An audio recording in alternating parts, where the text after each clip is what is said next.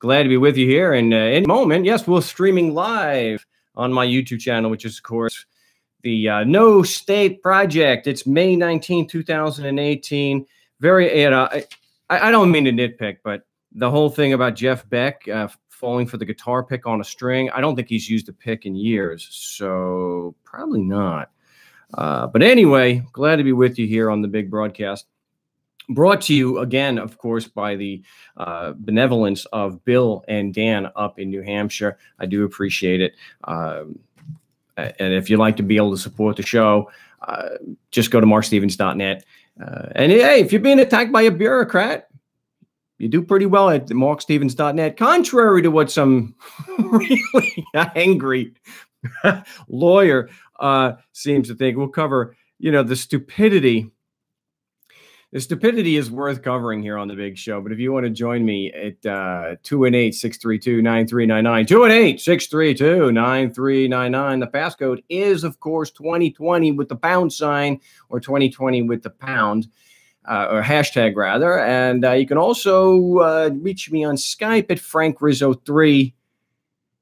That's right, Frank Rizzo 3, the number 3. So open up your ears, jackass. Number 3. But do not just call, instant message me first. And I can also put you into the No State Project Skype chat where you can engage in the role playing. And even if it's just to sharpen your skills, I appreciate the work that the guys do, and helping people, especially people who are new, be able to learn how to effectively defend themselves. And one of the things, look, a big thing in defending ourselves, effectively, is to recognize that lawyers are notorious for not being on point. And then they do this thing which we've spoken on the show many, many times. They like to do what's called gaslighting. Okay, it's even more disgraceful of a tactic when you're doing it in a court situation where the person is already under a lot of stress, where the judge can and has threatened and carried out their threats of a psychological evaluation when you did nothing more than ask a question. Can you imagine any other profession doing something like that? Actually questioning your sanity because you're daring to ask a question to support somebody's claim. Imagine doing that to a doctor. And the doctor says, I'm pretty certain that you have cancer. And you say, are you sure? What kind of proof do you have for that? Psychological evaluation. You must be crazy. But you see, lawyers are quite a group of people. They're extraordinarily arrogant, okay? And they don't like being questioned, period. Especially when it's a non-lawyer. That's when they start trying out, oh, scammer. Oh, you're this, you're that. The idea that you could disagree with a lawyer. And that's why they start lying. So I've been accused of really doing nothing on the show, but saying Abba Fungul, that my response to every criticism is Abba Fungul, and then I just yell and scream. That's the beauty of, as long as my YouTube channel is up and I have all the audio at markstevens.net, that these lawyer tricks shouldn't fool anybody. But this is what you had to expect. If you had evidence, if you had logic, if you had a coherent, lucid argument where the premises lead and the facts support the conclusion, the proposition, you would just do that. You wouldn't just find excuses. And contradictions. This is something that you're going to get all the time from these people. And look, this is by a lawyer who is screeching, and he's spending hours a day, every day, with the same stuff, screeching that I'm a scammer. Which I welcome dissent on the show, 218-632-9399. With the passcode 2020 and the pound sign, but I'm accused of just yelling Abba Fungul over the caller. So if someone dissents, all I do is yell Abba Fungul, and then I ban them, which, even though this guy is a lying troll, I'm not banning him. He's doing such a bad job of supporting his position. So let's look at one of the things that I've spoken about many, many times on the show. I have an entire article and video with just the difference between a theoretical issue of law and a practical issue of law. A theoretical issue of law, again, just goes to what the law says. But a practical application is when you're saying it applies to somebody and they violated it. Now, this guy, wow, it is quite something, the garbage that spews from this lawyer's mouth. And I understand why he doesn't want to come on the air. He or she, I don't know if it's a guy or a girl. Because as the audience has seen before, when somebody does come on the air and they peddle this crap and they contradict themselves, you look silly. So when you say something like this, this is the trash I'm talking about here. Is it true that personal jurisdiction is a question of law, but for the factual question of a defendant's physical presence?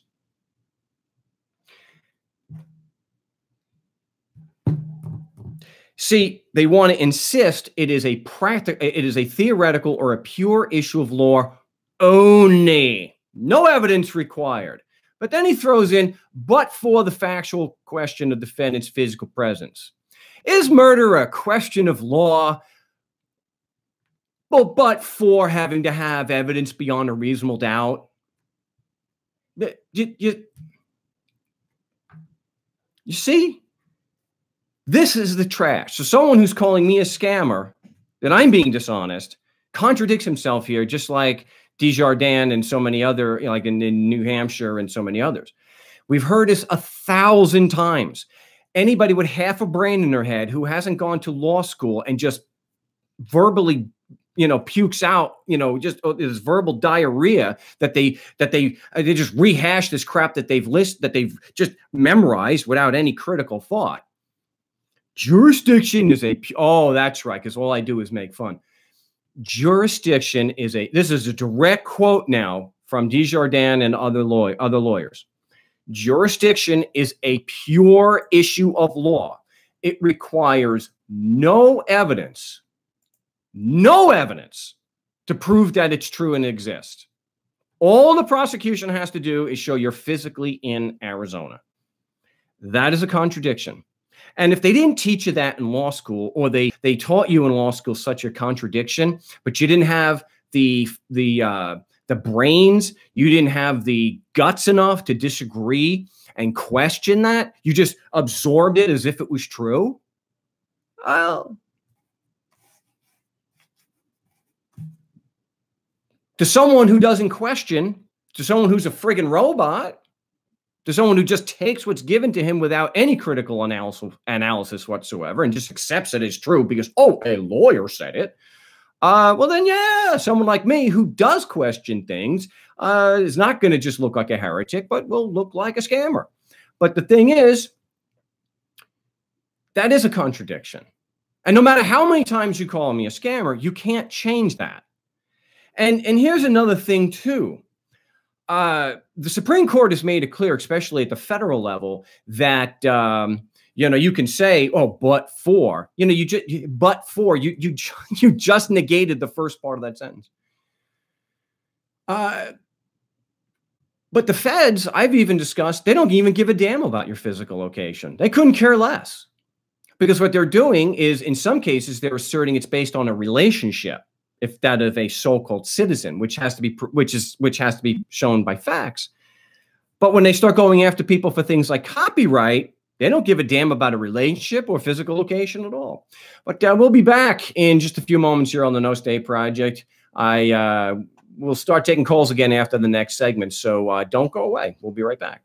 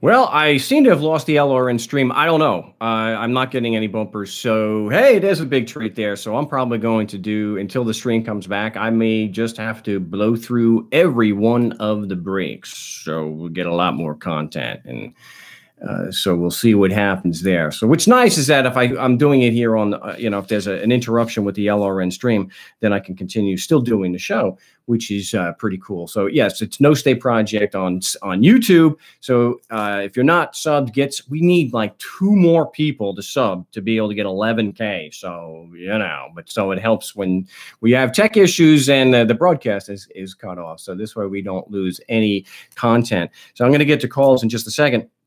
And I just want to, finish with the contradictions and the double talk, and that's what you're going to get. And yet we're supposed to do things based off of an appeal to authority or an appeal to tradition. So when confronted with evidence to prove that the laws apply, they will say either something like laws are magical. They don't require any actual evidence, and that's why you're a scammer, Mark. You're dishonest.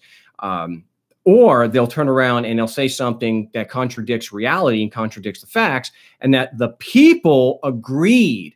So it doesn't matter that no one was given a choice whether it's government or not. The colonists just took over the taxing districts and the courts and whatnot of from the colonial, the British authorities, and just started doing what they were doing, and actually ramped up the violence that had never been seen before on the East Coast at that epoch in time. So wrong on all those counts, but they want you to accept that. Well, Mark, that's just the way. I actually had a tax agent, a lawyer, say to me, that's just the way it works.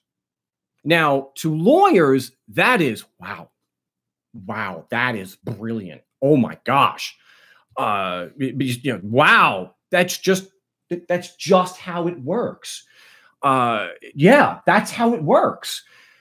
You see, rational people, skeptics, we need more than that. You need to have a rational explanation for that. So your appeals to authority, your appeals to tradition, your double talk about that it's a pure issue of law, but for just this one fact. See, that's the thing.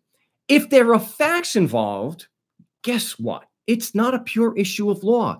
And only the dishonest, like lawyers tend to. Oh yes, what group of what profession tends to be very dishonest? Oh yeah, that's right, lawyers. Only a lawyer would see that was a nugget of truth. Oh wow. See, it's no different than when you look at, like I mentioned briefly before, they contradict themselves in their own opinions, and yet lawyers think that they're honest. They think that this is a valid system. And you'll notice not one single critic, not one, can come on the air or even on, from behind their keyboards.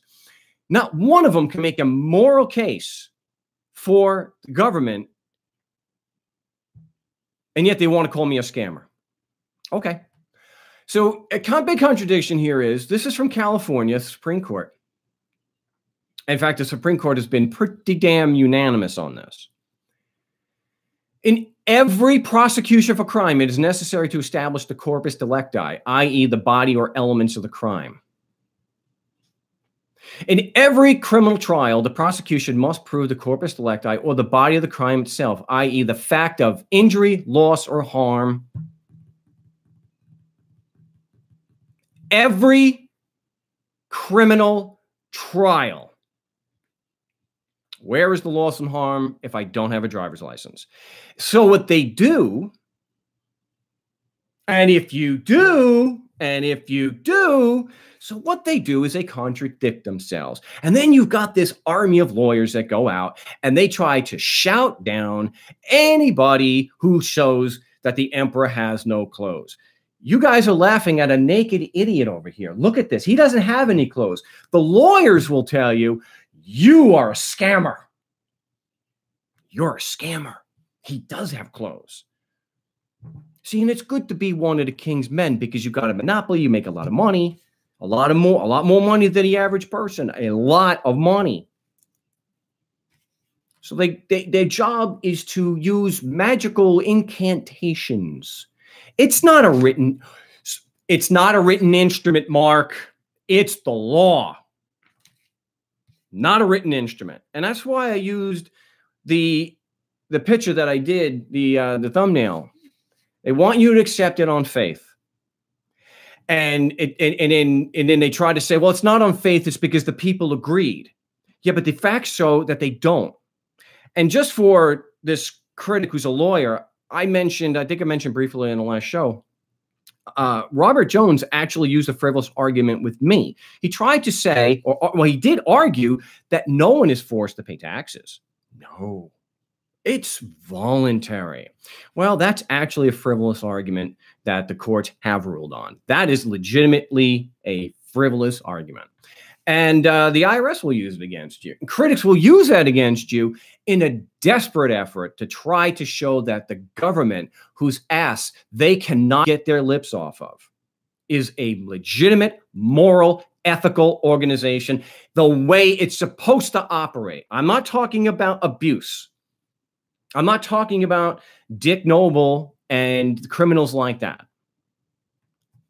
And they're going above and beyond. I'm talking the way it's supposed to operate, because nobody can demonstrate how it's not a contradiction. It clearly is a contradiction between the ends and the means, and I've demonstrated that many times, regardless if the lawyers want to continue lying and say I didn't do it.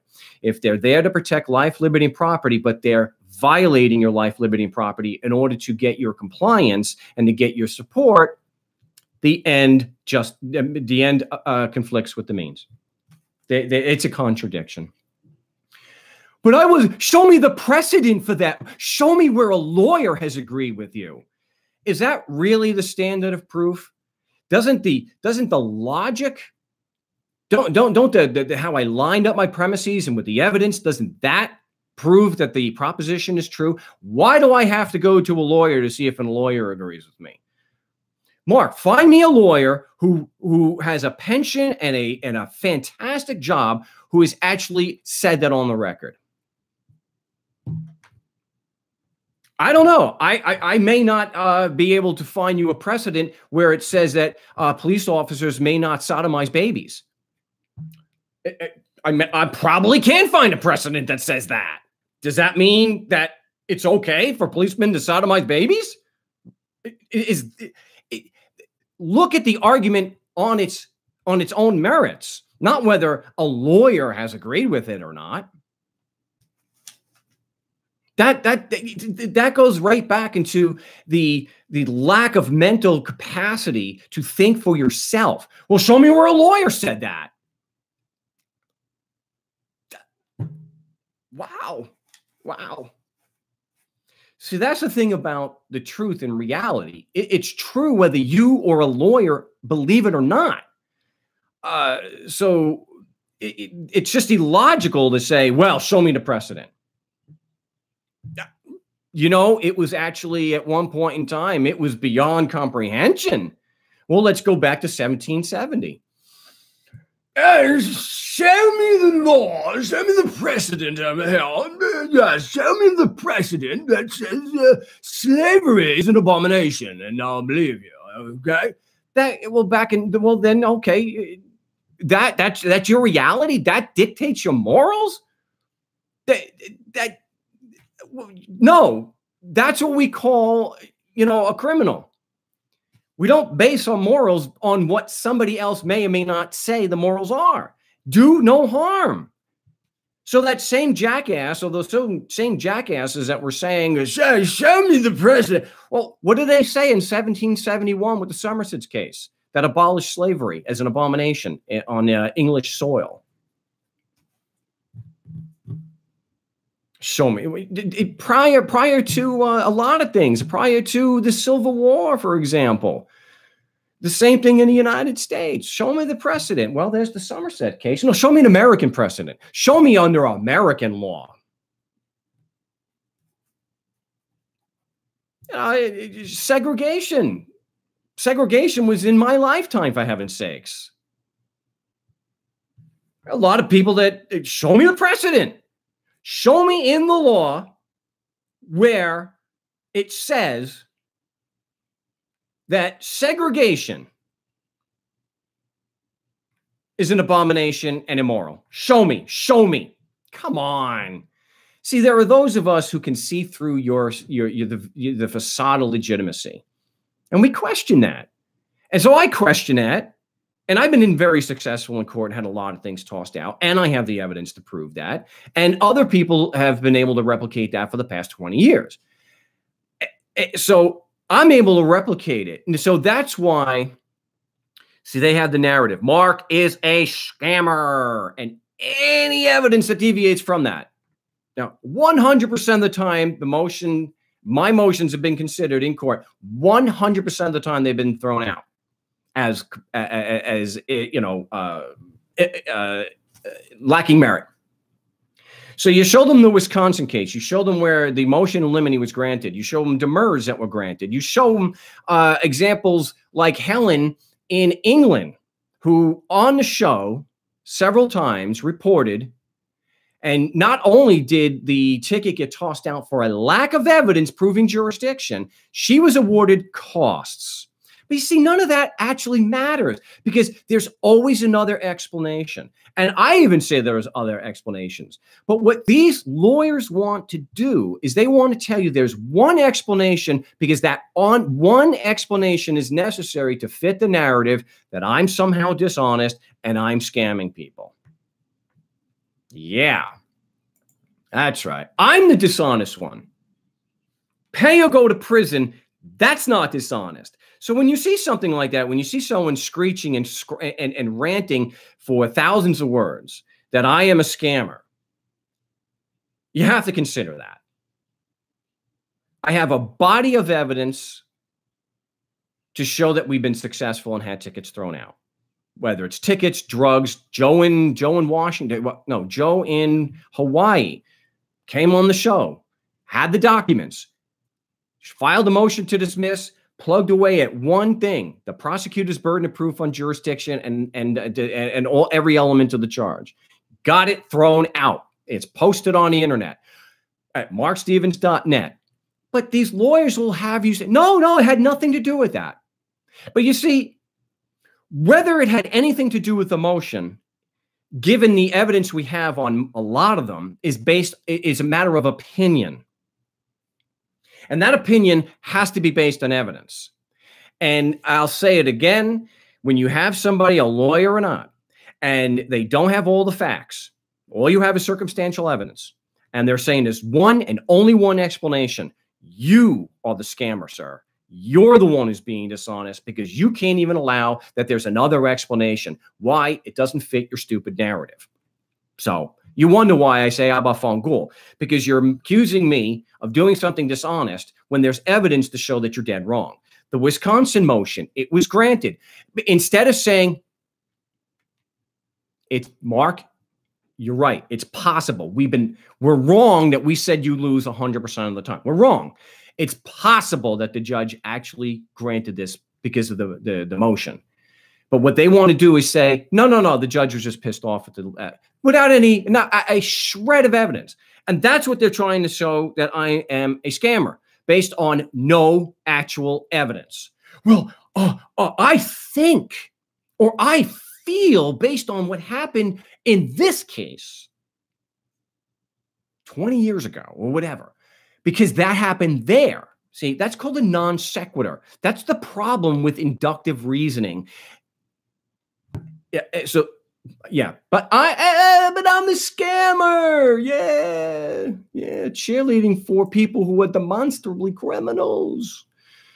So anyone who doubts, you go to markstevens.net. I'm not deleting or banning this lawyer's garbage. He's discrediting himself with every single post.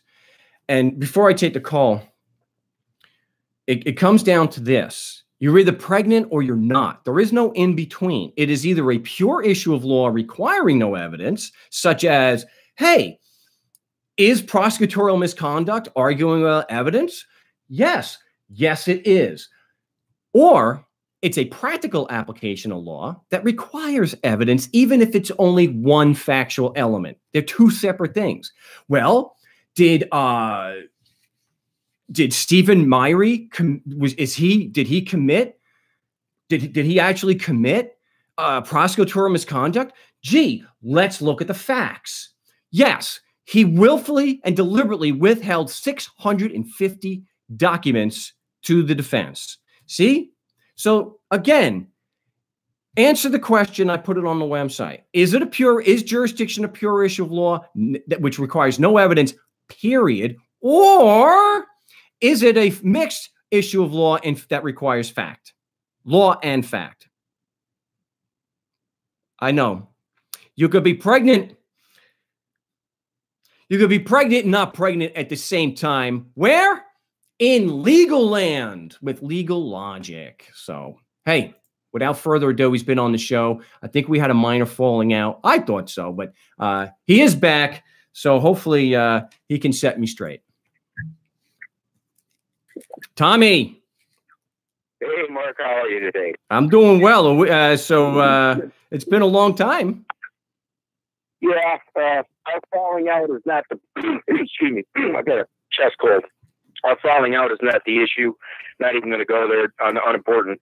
I was reading on one of your. I caught for some reason one of the guys posted one of your recent shows on May 12th here in the Detroit room, and I was reading through some of the posts or comments.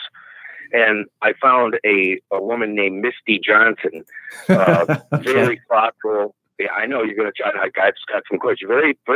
She at least puts an effort into what she posts. I mean, major effort. Thinks through, even though I disagree with her. For a woman, and I don't want to insult women, but women don't generally get into this topic very, very much. And she puts a lot of effort into it. Been going back and forth with her a little bit on there, and she mentions a guy named Galt. I guess you had something to say about him, and I got into his YouTube channel, and boy, he's just got a boatload of videos just cutting you a new butthole. Yep. But you know, I mean, I haven't listened to your show in a long time. Did you have a call with Galt or Misty, or was it all just texting back and forth, or what the heck's going on there? Galt came on and I bent over backwards for the guy. I refused to use the mute button with a gish gallop and with his incessant talking over me. He interrupted me almost every single time I tried to say something. He would ask me a question, I would start to answer it, and he would interrupt me. So I can't say we had an adult conversation because the guy is so arrogant. And he wouldn't shut up. He just, and it's right there. I don't remember the date of the show, but yes, I actually clipped out just the part with him, so you can get the audio of that, and so you can make up your own mind whether he made a case against me or not. Right. It's hard to, one of the things that I've discovered over the last 5-6 months, maybe a little more, is I don't participate that much in calls because they everybody steps on each other. You get rude, you get loud, you get stupid. And I've been really sticking to texting and trying to, I think people actually may read what you have to say and think about it at least for a second rather than talking, because it just goes in one ear and out the other. And as you just said, maybe that call went to crap, because if you can't get a word in edgewise and have an actual discourse, there's no point in it. True. So anyway, let me see. I've read a bunch of questions here. Okay. One of again, Misty does, like I said, I find her fascinating even though I don't agree with her viewpoints, and she does seem to have a closed mind. She does bring up one of the main things that come up from people that are against or don't understand the non-aggression principle. They ask, how do you prevent somebody from, how do they put that? Preemptive, like going down the road at 120 miles an hour or swinging a sword around, and you're endangering other people. How do you deal with that without laws and courts and rules and all that stuff? How do you deal with it in a non-aggression principle society? Well, the problem I have is when people use those types of questions to divert the attention away from the main fact that government, as it is and is supposed to be, is a criminal organization. And instead of addressing that and just owning up that, even Juan Galt admitted that government, it took some prodding, but government is immoral. It's a criminal organization. He admitted that, at least that it was immoral. And I don't think someone like Misty wants to do that. The issue that I have with Misty is that she just seems to copy and paste stuff she's getting from Juan Galt. In fact, and she has to then try to diminish or negate your argument by just saying the same thing that Galt says. Well, that's a spoonerism. Oh, it's just a spoontard or something like that. Yeah. You know, she puts in all the effort on the one post on your 12th show, on the May 12th show. One of the posts she posts is very, very long, and she she put so much effort into gathering information and quoting, you know, other writers and philosophers and ideas, but she doesn't seem to let any of the spoonerisms, as they like to call it, or any of that logic, which it just is, get to her head at all. It just seems she's just closed it off for some reason. And a lot of people are like that. I don't get it. I'll say what's more accurate than your statement about women before is that most people are not open-minded. They already think that they know the truth. Look, confirmation bias exists for, you know, it's there. It's a psychological thing. We know it exists. It's a problem with processing new information. You had the backfire effect where I think it's sort of like with Misty, she is full on into the backfire effect. No matter how much evidence, it's just like with this other lawyer. No matter how much evidence you give them, they will dig their heels in even harder, and they just won't listen. And that's it. You know, I'm not saying. And I've look, Misty has. She's not. I don't think she's trolling. I think this lawyer is trolling. I don't think Misty is. I think that Misty is just misguided, and she's taken what Galt says at pretty much at face value, and is just repeating that. She's doing a better job than most of the critics. But I did invite her on the show, and I think she said something. She texted something that I called her a moron or something. I don't remember doing that. I don't think I did that. I may have called the argument moronic, or I may have called the argument stupid, but I don't think I made I didn't make it personal to her. Yeah, I've actually been begging her to get on the show, and she mentioned something like that. I said, listen, all the time I've known Mark, granted he and I have an issue right now. It's unimportant to this, what's happening in his ideologies. I said, I've never heard the guy ever use ad hominems. I mean, I can't believe how patient you are with people like ICBM and just complete freaking morons, and in my opinion, wasting your valuable time on the show. But again, that's why I'm begging her to call in, because I'd really like to hear a discussion between you and her, and if the Galt guy could shut his trap, maybe, you know, but that doesn't work. Again, if somebody's stepping over you constantly and won't let you make points and won't listen, and when you ask them a question and answer that question or try to, then it's just, there's no conversation. It's just stupid. Yeah, anybody can go back and they can listen to the show that I did with Galt. He never shut up. And you know, again, I had to change the rules. I was too concerned with people thinking that I'm censoring and not accepting dissent, which, you know, you laid out a number of examples to show that's not what I do. You and I have had disagreements on this show. Have I ever put you down on the air? No, never. Exactly. Nope. Not on the air. Anyway, but we won't go there. Anyway, but one of the other things that they constantly question, and I'm going around here with these Batman guys, is everybody is just so adamant about, I don't see any dismissals for the motion to dismiss or Mark's motions, and I keep trying to explain to them that doesn't necessarily mean anything. When we walk out of that courtroom with the case dismissed or reduced somehow or whatever, it is because we're putting up a fight. it doesn't matter if they agree or admit that it was because of the motions to dismiss or anything else. It doesn't matter. And they just stick on one freaking point all the time, man. Yeah, I mean, we discussed on the show. I got to watch what I say here. I mean, I did hear it. We had Rebecca get a full acquittal in Chandler, Arizona on a DUI. Not that I advocate DUIs, but we did. We've had people call and I don't know how many times we post where the prosecution has withdrawn totally, and it's tossed out. It is confirmation bias. And she was a black woman, and the black fellow from Chicago we haven't heard from in a long time either. Also, same thing. You remember him where he was pulled over.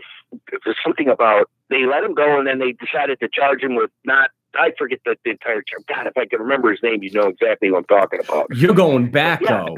That's a few years ago. Yeah, well, I've been around a long time, but yeah, again, yeah.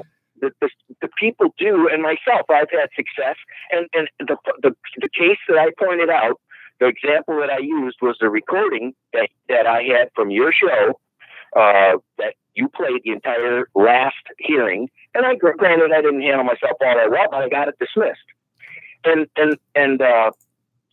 Oh gosh, I forget what my point was because I gave it to Misty and she listened to it. Of course, cut it apart. She said, "Well, he didn't really dismiss it because of the motions. He dismissed it because I pointed out that I was not the one that the officer of that property. I pulled that right out as I thought about it as we were going around and around, whatever.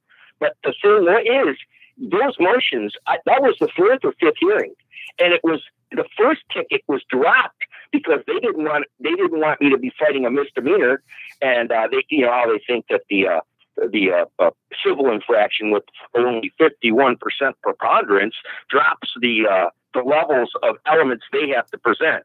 That's their game. You had that on Ian's trial. I mean, that's pretty common. Yeah, but it doesn't mean that the motions didn't affect what happened. It doesn't. Look. It comes down. It's a very simple process that they're using, Tom. I mean, it's very clear. They have a narrative. I'm a scammer, and nothing can budge them from that. They've gone on record for years now that I am a scammer, period. And because I am taking advantage of people who are being attacked, and I am emotionally manipulating them by lying, that by using the motion and the tactics and the Socratic method the way we do, that can help either limit the damage that these animals are trying to do, or you can get the ticket tossed out. And anything that deviates from that shows that narrative is wrong. Because if you can show that the motion, then they have to accept, I don't like what Mark says, but he's not being dishonest. And it's the dishonest part that they're trying to ram down everybody's throat. And, again, look at the evidence. People just need to look at the evidence. Am I going to lose sleep because somebody went and listened to Juan Galt and decided just to pay the ticket? I don't care. If that's your decision. I've worked with people that turned around and made deals. I even recommend in some cases where, depending on the situation, do the motion to dismiss and the discovery request. At least have a pretrial conference so that you can confront the prosecutor and get a better deal. But even when we do that, just like what you have pointed out, no matter how many times you and I or other people on the forum or the website or call the show, no amount of our testimony and proof is going to change their minds. I am a dishonest scammer regardless of the evidence. It doesn't matter. Yeah, unfortunately, you're right. So we keep on keeping on because there is no other method. You can't go in there fighting on the merits because they'll follow their own rules. So there's no point in it. So, again. But, all right, well, I'll let you get back on with your show and talk to some other people, man. Good talking, brother. Hey, and it's been too long, so whatever should be just water under the bridge. And to use a phrase from you, I was just being a dick.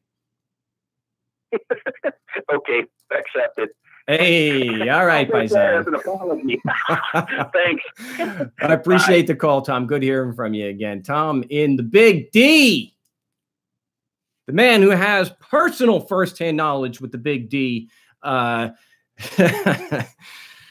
Gosh, Dick Noble.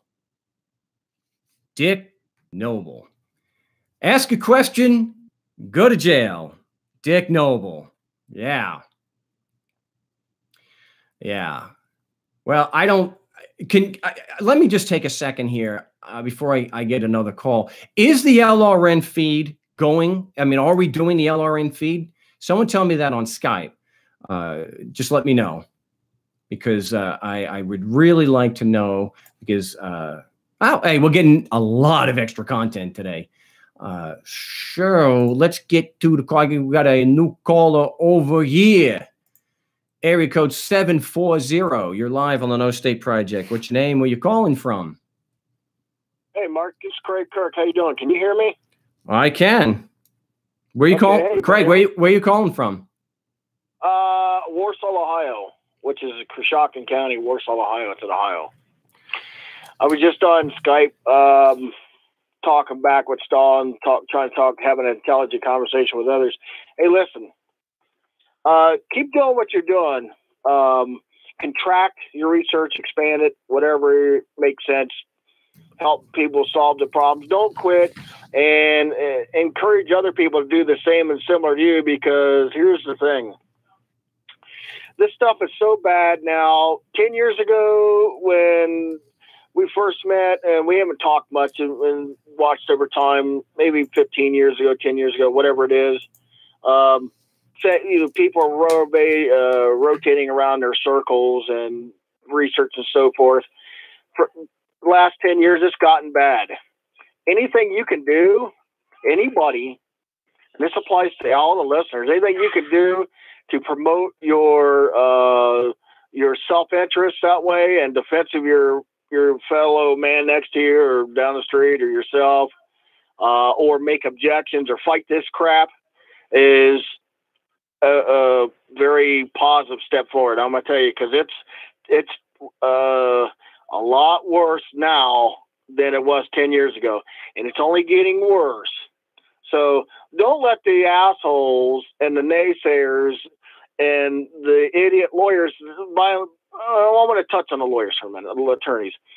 They're some of the most amoral, feckless bastards I've ever seen in my life. They can't even form a sentence many times, not always. I can't say everybody, but they can't even form a court paper sentence without committing some kind of perjury or departing from the facts. And I'm going to say this on a case, error on personal jurisdiction is 100% factually based. And if it's not factually based, and they want to make it out as an issue of law, that's called criminal kidnapping. That's what my research shows. You just can't arbitrarily walk up to Mark and arrest him and say it's the law. That's bullshit. The facts. Okay, it's like somebody breaking your house where you arrest them and remove the safety threat from your house. Or, well, I'm talking about torts and danger and public safety. I'm not talking about victimless crime. I'm not talking about that, because I agree the same on victimless crime. It's bullshit. It's like marijuana. Who the hell's that hurt? That's just the stuff is so bad. It's so ignorant. And here's another thing. You've been raising hell about this for a long time. I don't know if you pointed this out quite a bit. I don't know if your students or listeners caught on to this, and they may have. I don't know. The thing about that I caught on to this is that law enforcement got this from the military back in the 70s, and it started primarily with Kent State. The escalation policy to create deadly force. It's called fabricating evidence. And there's cases on, I don't have the case on the top of my head, and I have to go back and find it. I got a database on this stuff. And where they escalate confrontation, they use body language, gestures, tone.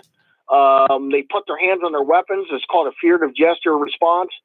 They purposely create an environment to trigger psychologically out of men. Men are are dominant, protectors of their wives and children. It's just our nature.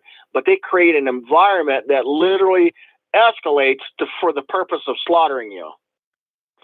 So do what you're doing, and don't let none of these bastards and these naysayers and these people, because it's not fraud when you're talking to the public, and you're not a scammer, because them some bitches ain't doing it. Well, I appreciate it. I don't know if I necessarily agree with everything that you're saying. I don't know if, what you described, what you said your research showed, because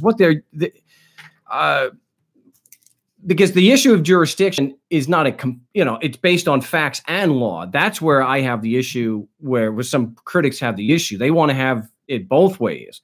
But you're going to have to explain a little bit more on this point that you're saying that it's criminal mischief, a kidnapping, if they say it's the law. Yes. Here's the deal. And don't think of it as a police officer. Let me put it this way. This might help a little. Let's theoretically say I come over to Mark's house, okay?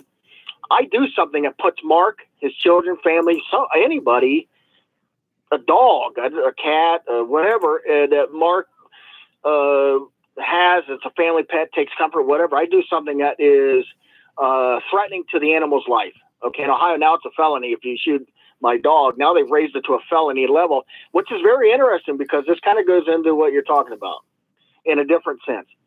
I come over and do something. Mark is stronger than me. He arrests me. Mark has the arresting powers to prevent me from doing something. I could be mentally ill. I could be doing something. And somebody calls the police and said, there's something going on over here. The police walk up and say, we're arresting you because you broke the law. My research says plainly that these arrests and these cases are not triggered by law. All cases and all actions of this type or similar are factually based. There has to be something that is factually based, and there has to be a tort or trespass. I did something damaging, or I menaced the hell out of Mark, or I trolled him. Cyber stalking, which is a crime, you know what I mean? So the victimless crimes, where they want to invoke, well, it's the law, we're going to arrest you, that shit's criminal kidnapping. When you arrest somebody based on law without facts, the law is never first. Mark, the paper written is not the first olive out of the jar. It's the fact that he did or did not something. And here's where the police come in. And they come in there on court paper, and they lie, they'll twist and turn the living hell out of a sentence. I see this a lot. They'll come in there and just hold on a second. I am at the top of the hour. I know the stream is going, so I am going to have to take a little bit of the top of the hour break. So just hold tight. We'll be right back. My name is Mark Stevens. You listen to the No State Project on LRN.FM and my YouTube channel. I'm going to take a top of the hour break, move into the second of 3 hours of Anarchy Radio right here on the Liberty Radio Network. So don't go away. We'll be right back.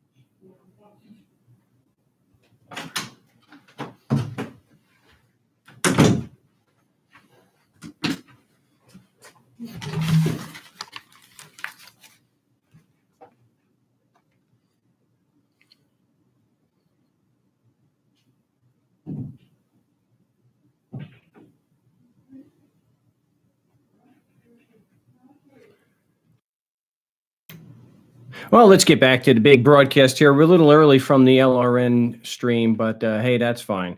I want to bring back, we're talking with Craig from Ohio. But you still with us? Yeah, I'm still here, buddy. All right. I'm sorry I had to do that. I had to take a break. So you're explaining how it's actually criminal. It's criminal. I guess on that, because it is a criminal organization, and anything they do is in furtherance, basically in furtherance of a criminal organization. Are you saying that if there is injury, that they would have jurisdiction? Well, that depends on where the property rights lie, and that's a great question, because I've been listening to you, and I've been thinking about this a long time, and you've been hammering this, and your students have been hammering this, trying to figure this out and force this out. So here's the funny thing. You said that they say it's an issue of fact and law. Well, wait a minute. If you come up and kick my dog, and there's a statutory land, that says thou shalt not kick the dog except for, well, then the question turns, and then you have a right to regulate my dog. That means my dog doesn't belong to me as an absolute property right long before when the statute was created, or before the inherent state was created or thought of, or you're assuming the absolute property right to dictate how my dog is or is not kicked, which is a property right oxymoron. The state's a criminal organization without question. The whole thing is wicked as hell. The courts, and not all judges and not all prosecutors, I don't want to be salacious against a whole broad brush, but majority. This stuff is just straight out criminal. The idea that you can legislate in existence something that I obtained through my physical sweat, blood, and tears, and you can legislate as a property question that you have control of the takings or decide what the effects are going to be on that is insane on its face. That's the opposite. I mean, that's catastrophically the opposite of freedom, and the idea that facts and law govern personal jurisdiction or personal jurisdiction is insane. I either did something to you, and I'm just conceding on a question of arrest. Everybody has the arresting powers. You see concealed carry holders all the time shooting people or being shot or whatever. Everybody has arresting powers. That's not. I just want wait. But Craig, I got to jump in here.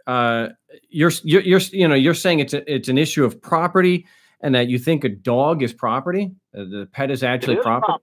So when it comes to given the context that you're arguing this in, if they're making a law that says you can't beat your wife, are you saying that your wife there that is property?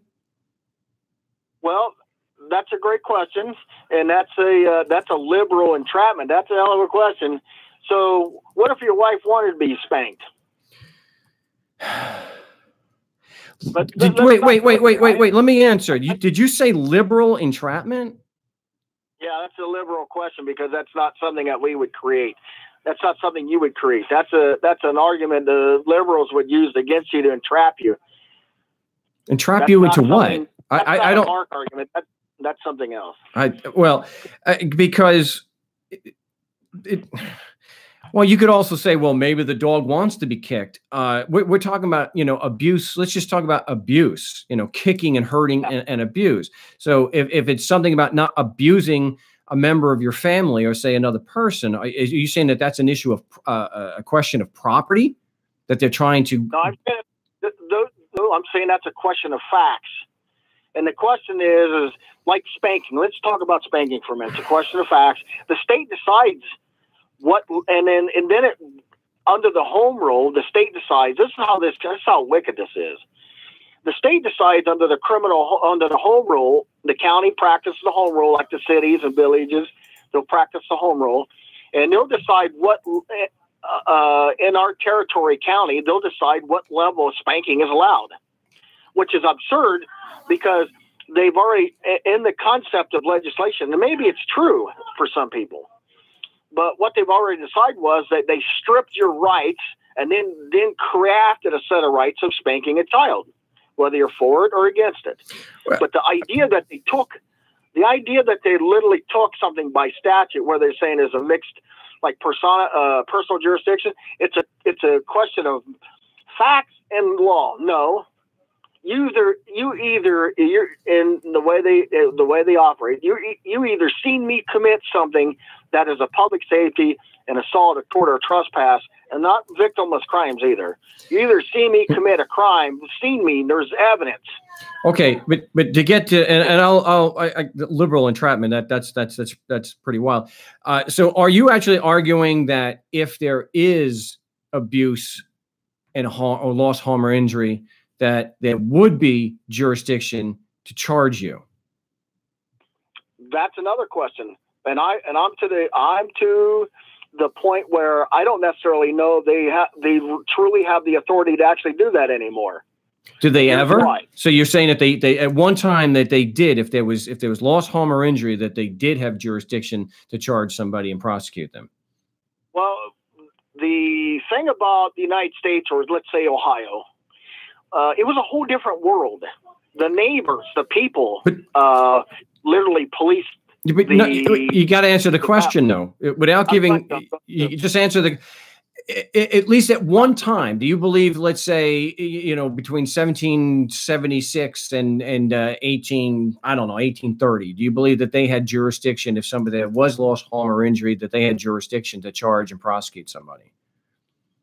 Well, when you're saying they, you're isolating the government, or the so-called government, by itself, which is not fair.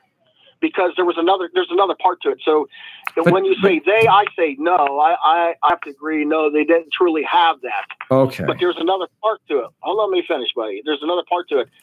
And then there's the part of the neighbors. And so I live in Ohio Valley. And then there's people in the valley. And the people in the valley literally were oftentimes the police. Like my neighbor, like somebody's breaking in my neighbor Mark's house. I live next to you. Somebody's doing something, somebody's mentally deranged, they got a shotgun, an axe, or they're just stealing property, or they're just simply walking their property. The neighbors were was a part of that when you say they. No, well, that wasn't in the context of my question. I wanted it was a specific context, and all you're talking about now is self-defense, which we're all in favor. Most of us, the normal people, are in favor of self-defense. It's always morally justified. Yeah, but what the reason I answered that way is because that's actually part of the history, and you said you gave the time frame from the 1700s to the early 1900s, whatever it was, the time frame. But right now, the way it is right now, oftentimes I don't think, and I don't know what you do about mentally ill people or people that's lost their mind. So, Mark, you're kind of an anomaly. You're kind of a And this is not salacious or slander against it. You're kind of a utopian anomaly. Many people are not even remotely close to your character or stature. You know what I'm saying? So I don't know how to solve that question. I don't know how to answer that question. Well, I mean, I can make ad hominem attacks on the government that way, or an attack on the idea. But there's here's a problem too. Try to be focused. The use of amount of chemicals in the food and the vaccines and all that stuff is driving people insane. I think they create their own industry, right? So they create their own. There's nothing in the wait. There's nothing in the vaccines that are making people crazy. I don't. Yeah, I'm going to drink one tomorrow. No. Yeah. So bottom line, I agree that self-defensive force is always morally justified. It may not be recommended in the moment because others, like police officers, have absolutely overwhelming force. But it's certainly, I would say, it's always morally justified to use defensive force against police officers or tax agents and whatnot, because they are aggressors and they are criminals. So. Yes. I agree with it. I mean, the things they do in the name of policy and so-called statutes it's wickedly criminal. I mean, I agree with that, man. I mean, it's in the last 10 years, buddy, it's getting worse, and we're on a freight train, and there's going to be a crash, and it's going to be beyond anything we can imagine that we've never experienced. we've gotten glimmers like Kent State. We've gotten like Waco. We've gotten glimmers or little snippets or the curtain pulled behind the curtain pulled off. We've gotten little hints and so forth. The Middle East is a great example. All we got to do is just implant that back to the United States. Buddy, that's why I'm calling you. I'm telling you, you're doing a great job, man. I'm telling you that we need more people doing this, and we need more people to making objections and standing up to this, because it took me 10 years to really see this. I mean, everybody grows their own progression. I mean, I've been having students litigating out and addressing agency stuff and other things in different ways. But I'm telling you, man, the people need to get their shit in gear and start combating this like right now, because we're at the threshold. There's going to come a point in time, and I don't know if we've already passed it. There's going to be and I'm not scaring them. I'm just telling you straight up the truth. There's going to be a point in time where it's too late. We need people like Mark, other people stand up and study your guts out. There is no time for hanging out and having fun. There's no real more time for going to the bars and getting drunk and football. Those days are gone. You got to study, man. You got to get out there and help your neighbor, fight every which way you can. I got a buddy who's I got to move on. I do appreciate the call, but I do have to move on. I got a whole line of calls, so I appreciate it, Mike. But hey, I do appreciate the call, and I agree with a lot of what you said. I know ICBM thinks it is. He doesn't think it's necessarily utopian. He thinks it's nonsense. It's just gibberish that we can have a society without government where enough people actually understand and refuse to accept the premise that the rules don't apply to special people called government. And they're not only the rules of right and wrong, basic, do no harm, but principles of logic, reason, evidence, burdens of proof, things like none of that stuff matters. None of that matters. Why would it matter to a gang of criminals? So, okay. Somebody's saying something here about they disagree with my thought about the food. I didn't mention anything about the food. I said there didn't think there was anything in vaccines that are making people crazy, and there's certainly no risk of autism there. So yeah, but are there chemicals being deliberately put in the food to make people crazy? Wow. I'd have to see some actual proof of that. It's like anything else here, guys. You can't. I don't just accept things at face value because somebody says it on the internet or it calls the show and says this. But whether it's utopian, I think I don't think it's utopian. I think it is definitely a worthwhile, noble goal to pursue, that we can, and to get to the question, well, how do you prevent this? And I think that we could just take advantage and use the systems that are in place, that where the money is taken by force to pay for these services. Just do what I've mentioned for 20 years. Take the force out of the equation. Don't be a ruling, because then they're not a ruling class. You don't have to use the services are not necessarily the problem. It's the manner in which they're paid.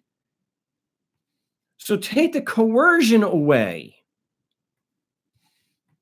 But enough people have to stop paying or realize this is immoral. We don't give a damn if some lawyer says it's legal. There's a difference between morality and what's legal and illegal. And again, if what is legal is consistent with the moral code of do no harm, then it's merely redundant. If it violates the moral code, then it's immoral. That's simple. So let's get back to the calls. We've got a Skype caller here. Welcome to the No State Project, Skype caller. What's your name? Where are you calling from? Hello, Mark. This is Tom. I'm calling again from Missouri. Oh, Tom from Missouri. Hey, I had some experience. Yeah. Hey, and I just called, or I just started listening about 15 or 20 minutes ago when I think there was a Tom guy was on there. Was that his name? Yeah, Tom from the Big D. Yeah, and didn't he record a court hearing one time too? Sure. Yeah, he went to court. Yeah, he mentioned it on the show. Yeah. Okay. Well, I know who you're talking about. Then that was an excellent taping, because he went in there and got the judge on there and the prosecutor and the cop, and he set all three of them straight. He did a great job. If anybody wants to go to court and listen to that one, Tom was in there and objected to everything and set those people in their place. He did a great job. I didn't get to hear what he was talking about today, though. Well, you know, he brought up some of the critics that he has been experiencing, and some of the things that they had brought up, and we talked about, you know, logical fallacies, and he talked about how they're claiming that. So he didn't go to court or anything, or that he was going to sue the city. Did he do that? Did you hear anything on that back then? I didn't ask him. I don't know if he did that or not. I certainly encourage that people do that. Yeah. You and him talked about that, and he said, who does he go to? And you told him who to talk to. The insurance, call them up and ask for their policy, and that. Don't tell them that you're suing them or anything. Just ask for that. And I was wondering if he did that, if he got back with you on that, because I never did hear. Well, I didn't have contact with Tom for a number of months, and so it was great to have him call the show today and catch up a bit. So I don't know. That is something. Yeah, and don't you think that his recording of when he was actually in court with the judge and the prosecutor and the cop, wasn't that one of the best court cases that you ever heard? I wouldn't say it was one of the best, but I think he did a good job. Yeah. Oh, he did an excellent job. If anybody's going to have to go to court, they need to listen to that, because he objected on everything from the beginning, on all of them. And man, he put them all in their places. And the judge was even frustrated with him because he did that. He kept telling him he was wanting to actually, you know, get Tom for something else, but he was kind of lenient. And in a way, he let him get away with that, but he had to, because Tom had objected the whole time. He kept saying objection, and that was the key word. Go in there, no matter if they're lying or whatever, and they always are. Yeah. Object on everything they say, even if it's the truth. Who cares?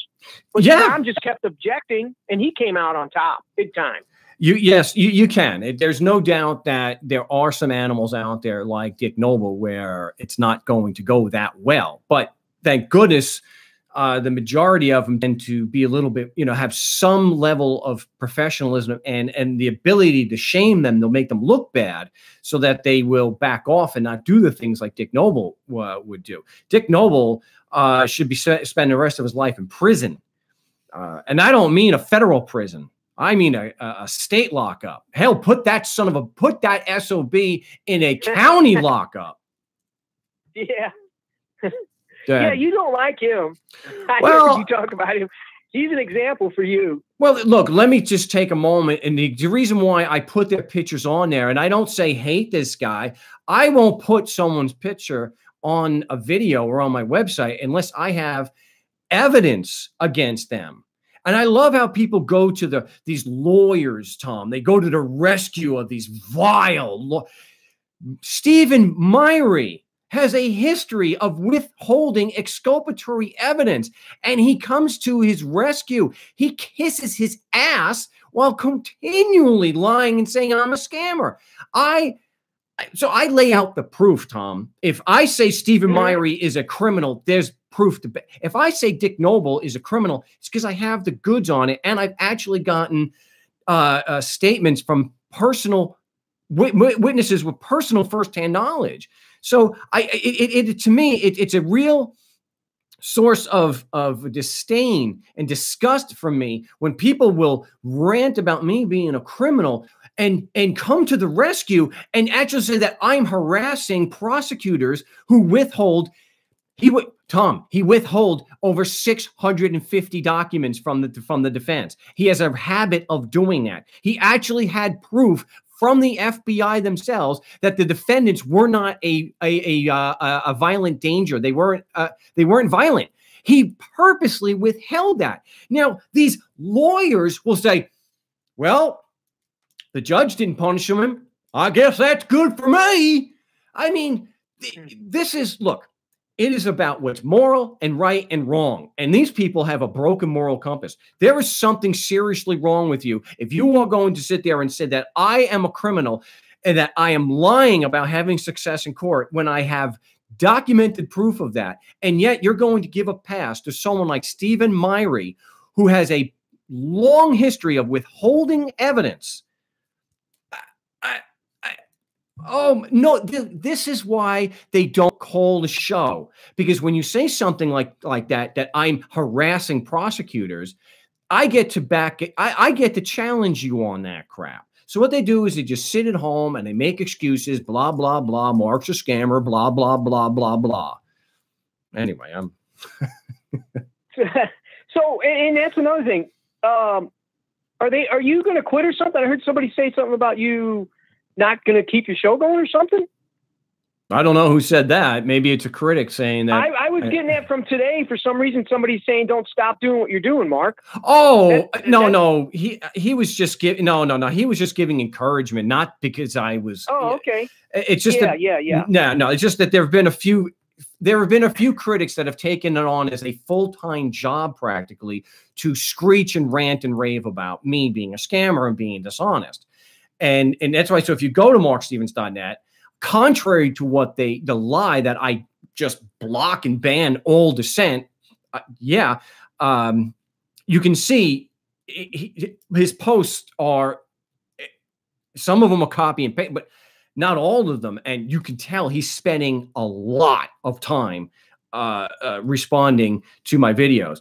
And the thing is, I've already responded to his crap. I did it again today. And if you go to any website where people are talking about government and being, even something like, it's fairly mainstream, go to MSN, go to any YouTube channel talking about the courts or talking about politics.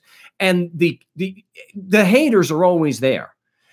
It's just like Trump supporters, some that no matter what the man does, no matter how many times he's been caught in a lie, no matter what he has done, the narrative is Trump good, Hillary bad. So even if there are 100 indictments surrounding Trump, but Hillary, they can never address that the person that they put so much confidence in is a disgusting, deplorable excuse for a human being. Mm-hmm. And it's the same here. I agree. It's the same thing here. They've got so much invested in saying that I'm a scammer by lying and saying that 100% of the time in court we have lost. 100% of the time.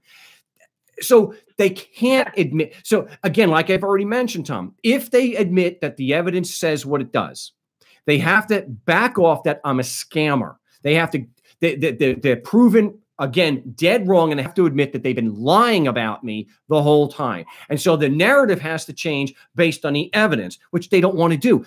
That is not how lawyers operate. That is not how politicians operate. Politicians, they're apologists like this piece of like this piece of work who's got a full-time job attacking me. The narrative comes first. I have said from almost day one, certainly when I've been doing the show, I've been saying the reason why they say these stupid things in court, especially in court, Tom, is because you are guilty the moment they give you the ticket, and everything has to conform to that. That is the only logical explanation as to why the judge says what he does. Jurisdiction's an element to the charge, has to be proven beyond a reasonable doubt. You ask the judge point blank, am I presumed innocent of every element of the charge? Yes, you are. So that includes personam jurisdiction. Yeah, if they give you the time to ask any questions or anything like that. Yeah. So you hit them square in the eyes with that contradiction, and now they start getting upset. It's not because I'm a scammer. It's because they are wrong. And you get to go sit down until it's the end of the court, and they'll have you laugh. Yeah. And another one is, this is, again, we've done this many times. I've done it myself. You walk them through just a few questions. Am I entitled to a fair trial? Yes, you are, sir. Can I get one? A fair trial if there's a conflict of interest? No, you can't. It's a fair system. And then you ask, who do you represent here, tough guy? And now all hell breaks loose. And nobody is able to give a coherent, the best that they can do, Tom. Well, that's the system. That's just the way it works. Yes, but I'm critiquing your system. I'm showing it's unfair by their own admission. And just like with the Trump followers or even the Hillary followers who had their political hero, nothing their hero says or does is going to change the narrative. So you have to do and accept it with a grain of salt that you're going to have these types of people on every single YouTube channel. Do you realize you can't even go to, let's say, an Iron Maiden video and the fighting and the hate that you get on that? That's the nature of the internet. That's the nature of YouTube. So the fact that I only have a handful of people who are screeching these things about me, that's not too bad. And that's why I just wish you guys could get a whole lot more listeners somehow, that we could get that out there to people that they really need to study all this. Just like the last caller said, everybody needs to quit going out and getting drunk and come to reality and see what's really going on here and turn these people on their head. But it's impossible because there's too many of them. They're everywhere. Well, the thing is, with the internet, it only takes that one viral video to get people asking questions, because not too long ago, it wasn't a meme. It wasn't a very common. Well, they'll cover it up. They'll debunk it. And they'll say, "Oh, you're getting false information there." Or okay. They'll give it a word and tell everybody, "Oh, they don't know what they're talking about." And they'll cover you up. They'll bury you. And if you get too big, they'll come after you. And that's what I think they're going to do to you, Mark. Oh, I think sooner or later, if you get too big and people start listening to you, they're going to crash you. That's always a possibility. The thing is, look, nothing the critics can do can stop people from going and repeating what I do, going to these city council meetings. Like I think it's Roy in Baltimore. When we go to these city council meetings, see, that's the thing. I have a call of shame. I even have Anarchist versus Statist, which is very slow to get started. But if you listen, I've seen all of them. And so all we need, just like taxation is theft, is a meme now. It's a very common internet trope or theme.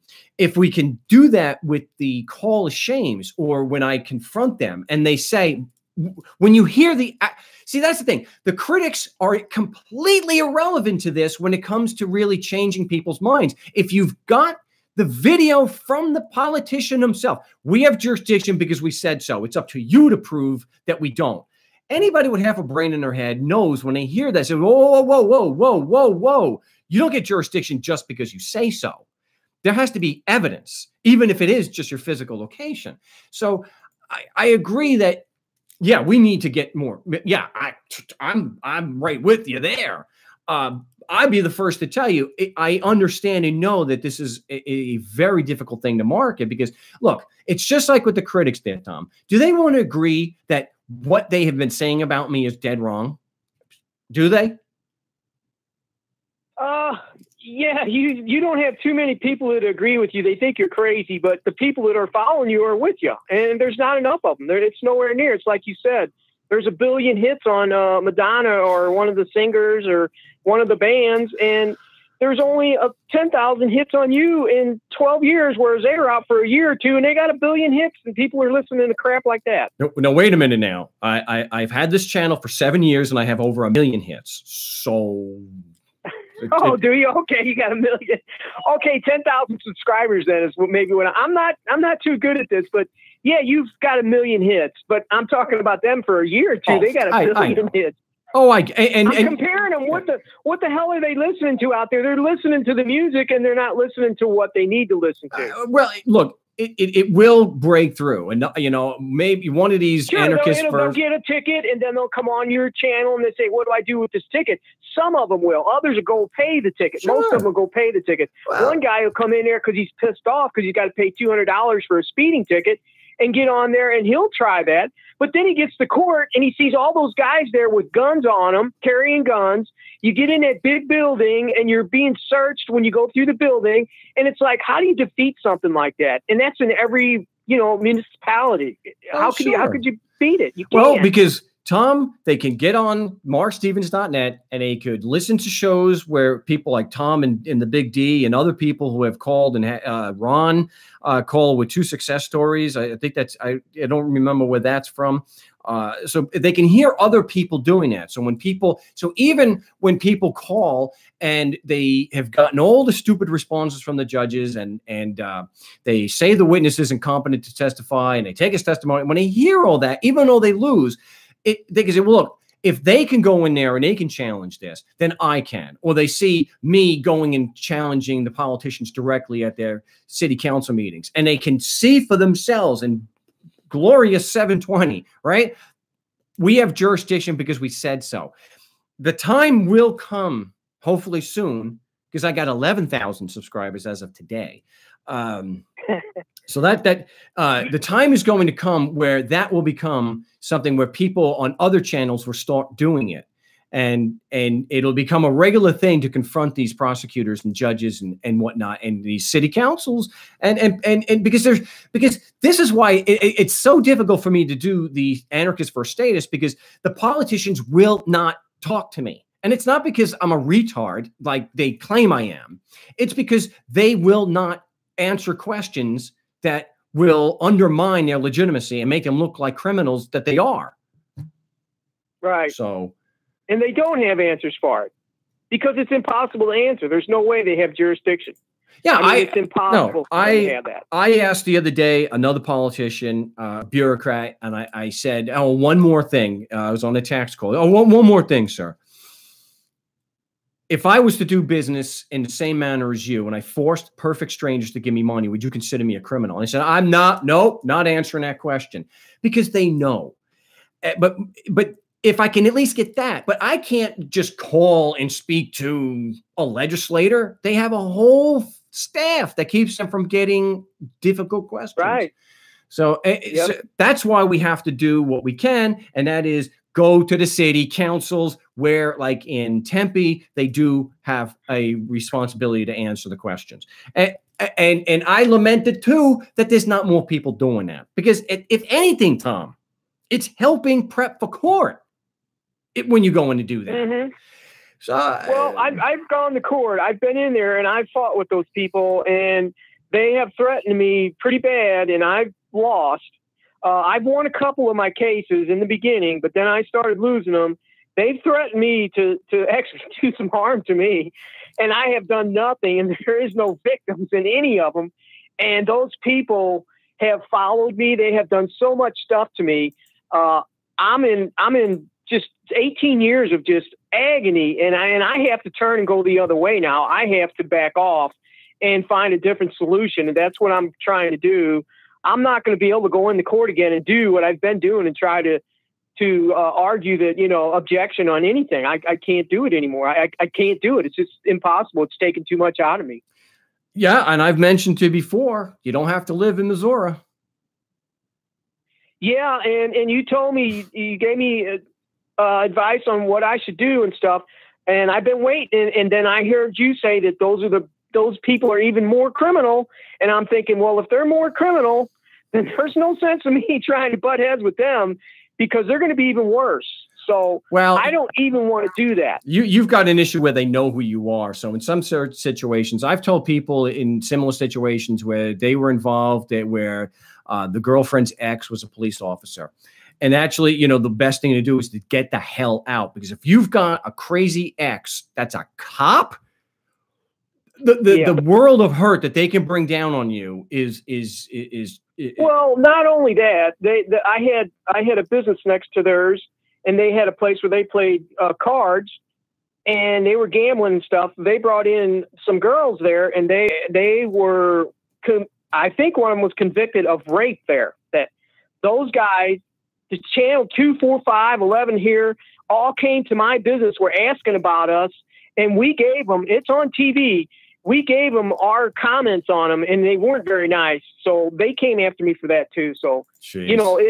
It's been a long ordeal for me, and I've done nothing to nobody. I've never lifted a finger on anybody, and they've accused me and convicted me of so much stuff that they have ruined my life completely. Well, the reason why they're ruining your life is because I'm a scammer, and I manipulated you emotionally to take advantage of you and take your money. Yeah, and I sent in all the paperwork. It all got there before I got to court and stuff. And I got in there, and like I said, they closed all the doors and told me to shut my mouth. Yep. And boy, they took advantage of me.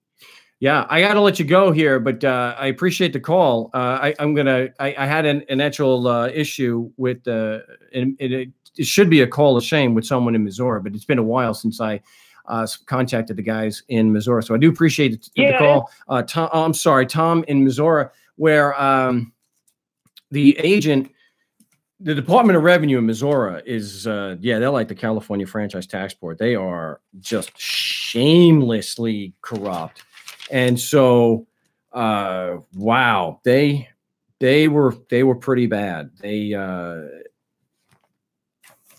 were trying to say that the evidence, the Constitution applies because we're in Missouri is the code. And then you point out, really, so you're trying to show that the code is evidence the Constitution applies? Really? Is that really? And you want to say to them, did I at any point in time give you the impression that I'm half retarded? That I would see, ma'am, I'm not a lawyer. I didn't go to law school. I don't accept blindly things that politicians and bureaucrats say. I actually think about it. What is that? $150,000 education? You go to law school just to regurgitate and repeat and accept as true what lawyers say? Give me a break. I will take rational thought any day, even if every single friggin' judge and politician disagrees with me. You just had a politician say that the reason why the oceans were rising was from rocks and silt and sand and boulders falling into the ocean. That's what, and the internet is just a series of tubes. Oh yeah, politicians and lawyers. Bill Clinton, depends. I did not have sexual relations with that woman. Miss Lewinsky, lying snakes in and out of court. And yet lawyers will set them up as some kind of beacons of morality and truth. Sorry. And just because I choose to think on my own and the people that I work with think for themselves and we question what you're spewing doesn't make me or them a scammer. Do better with your arguments and your facts. Somebody's saying Dick Marple is a state rep and he proves you right by all their codes and statutes and policy. Watch him. I'm telling you, it will open your eyes wide. Well, if he's using, we'll have to look that up. But we do have more calls to get to here on the big broadcast. We have area code 540. What's your name? Where are you calling from? Yeah, my name is Zack. I'm calling from Fredericksburg, Virginia. What can I do for you today, Zack? Well, I was calling. I was hoping you can give me some help on. I have a situation where I'm being charged of misdemeanor as doing business as a motor vehicle salesman. Okay, and, misdemeanor so I'm sorry, I was doing some editing here, trying to get your name, and it's a misdemeanor. What?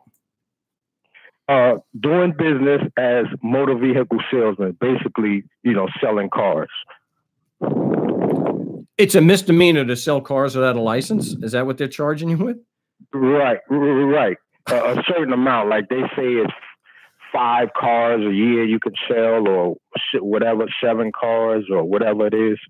Different states have different numbers, amount of cars you can sell, that you buy yourself and sell.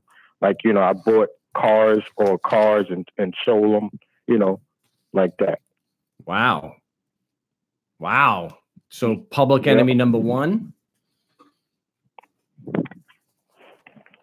Okay, that's that once more. I said you're public enemy number 1 there in Virginia. Right. Exactly. Exactly. Wow. So, did they arrest you, or they just give you a complaint and a court date? Yeah, they served me like a they came to my house and served me a paper. They didn't arrest me.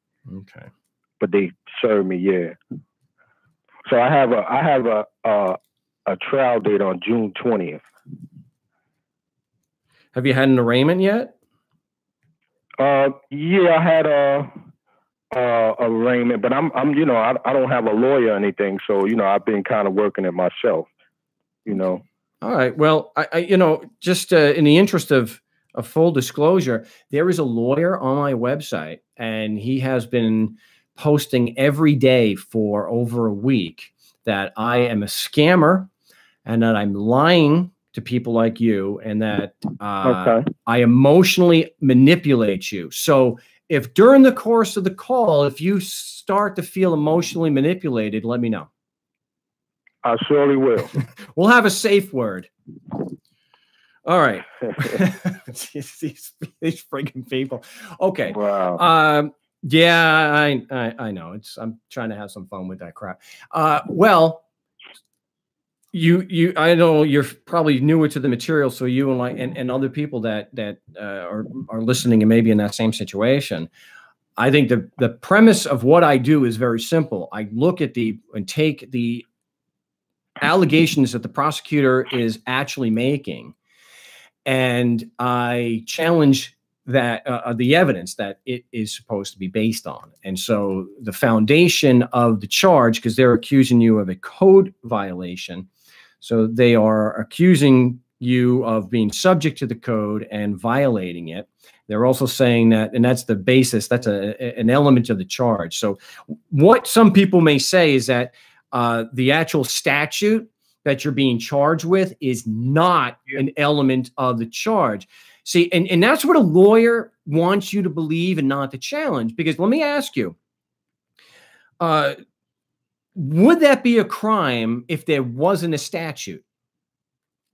No. No. So it only exists by virtue of that statute. Right? Correct. So if there's no crime without that, how could it not be an essential element of the crime and essential to proving you violated it? Correct. Right. So so for those who don't know, it's what is called a mala prohibita law. It is literally only a crime because someone said so. The politician said so.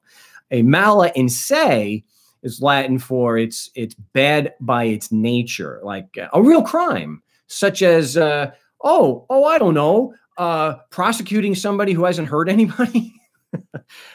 Exactly. Yeah, forcing perfect strangers to give you money, even if it is under the guise of taxation.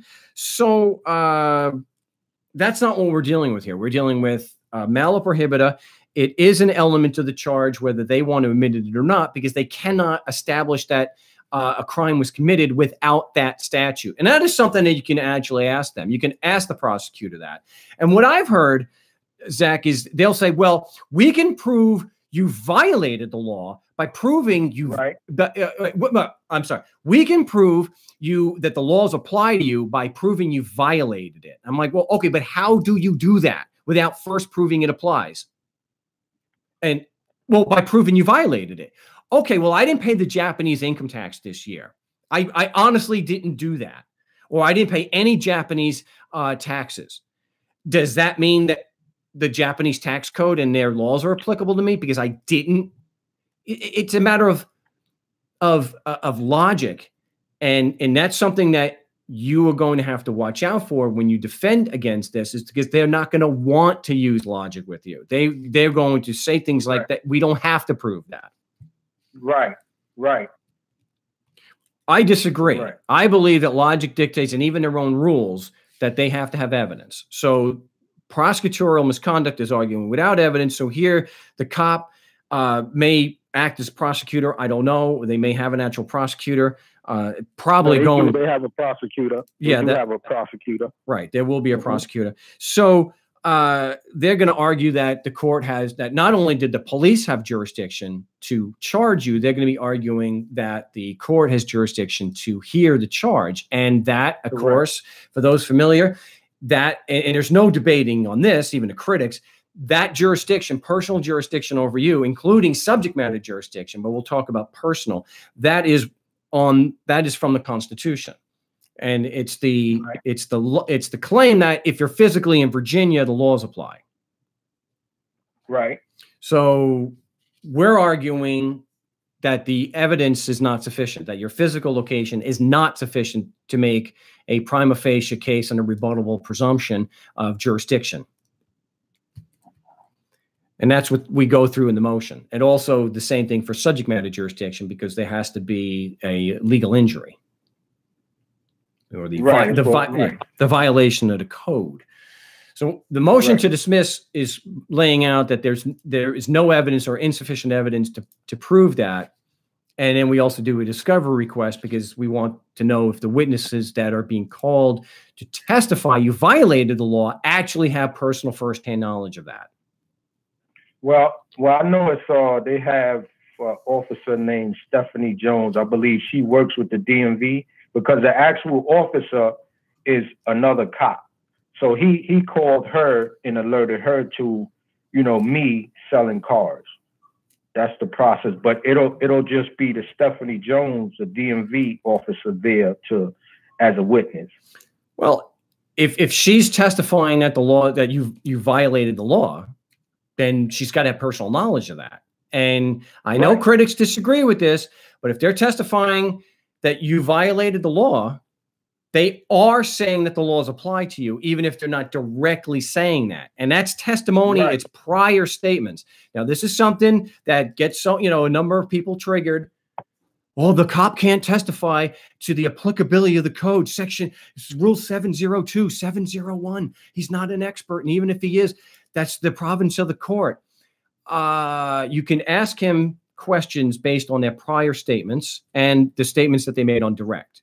If they're going to testify that the laws apply and you violated them, then how they came up to that determination, and what evidence they have to support that is proper for cross-examination. I know they're going to fight you on that. I get it. Yeah. So I don't want to trigger anybody here. Mm-hmm. But your question is, what evidence do you rely on or did you base your decision on that the laws applied and I violated them? What evidence you? And the show is recorded, so you can always go back and write that out. But yeah, the notes are fine. Okay. So I would get in touch with this. Well, actually, you can't contact Stephanie Jones, but when you file your. Well, I do actually have her number, but I don't know if it's a good thing to contact her. No, it's not. Don't. Right. Do not do that. Your contact is with the prosecutor only at this point. Only. Right. Okay. So, hey, let me trigger a few more people out there. I'm actually going to give you legal advice right now. Do not, under any circumstances, contact the police, those specific witnesses, whether it's Stephanie Jones or the cop who actually issued you the Exactly. Okay. And that's legal advice you can take to the bank. Oh, yeah, I know that wouldn't have been a good idea. And here's some more legal advice to trigger the lawyers out there. Make all your court dates timely. Oh no, he's giving legal advice.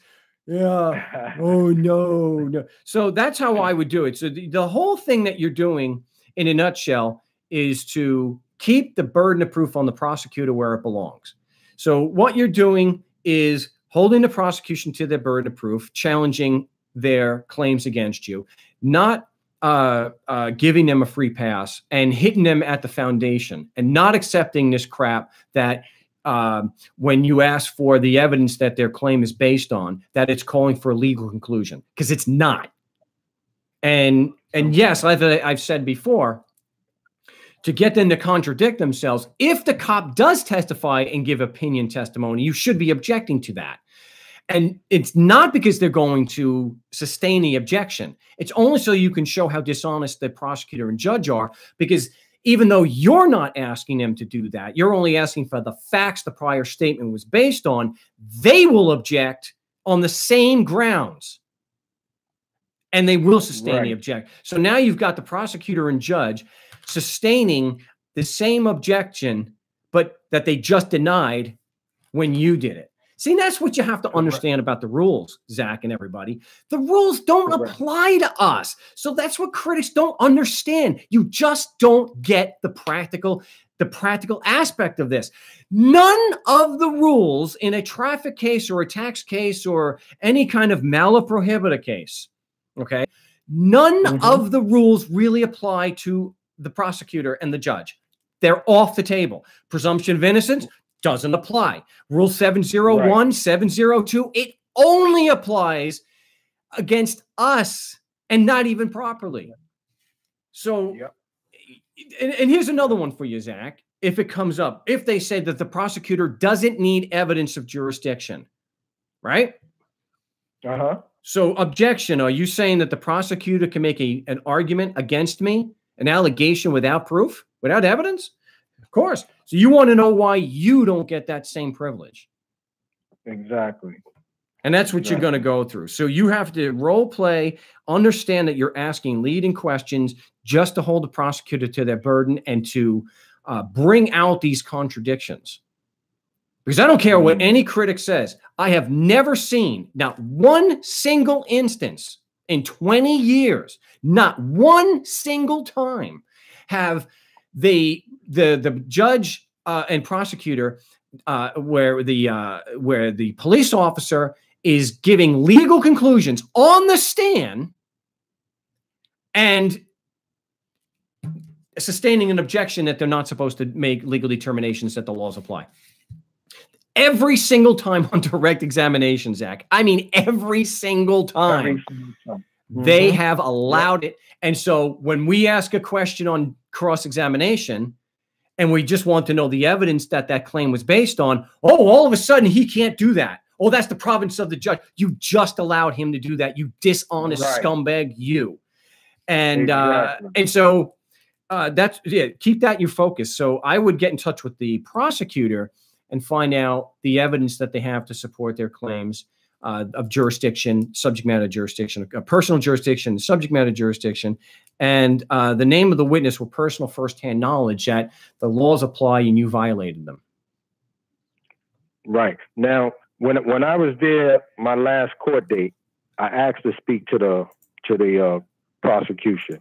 Okay. They would not talk to me. They would not talk to me. Was that the arraignment?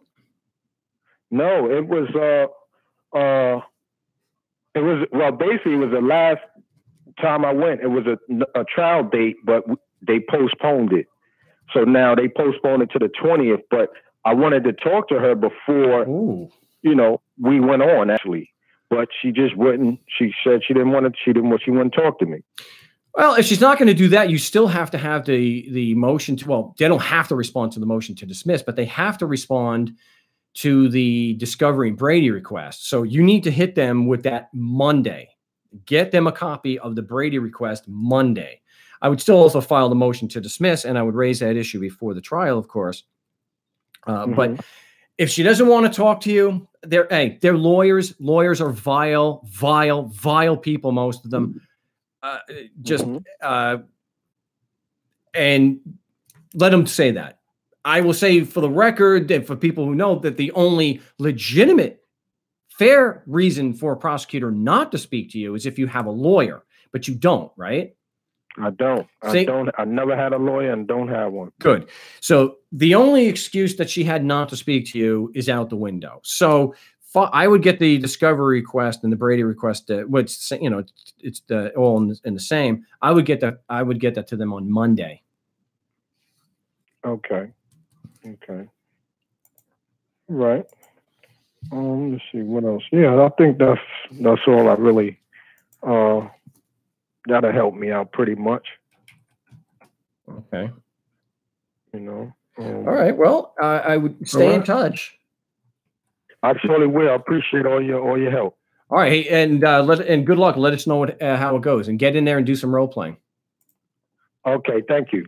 You're welcome. That's Zach over there in Virginia. I want to let everybody know you don't call me on Skype. I said you have to instant message me first, and then I can bring you up on a break. But don't just call me. If you want to just call and get in the queue, it's 218-632-9399, 218-632-9399. I am going to take a top of the hour break here. So I will be back in just a few moments, so don't go away.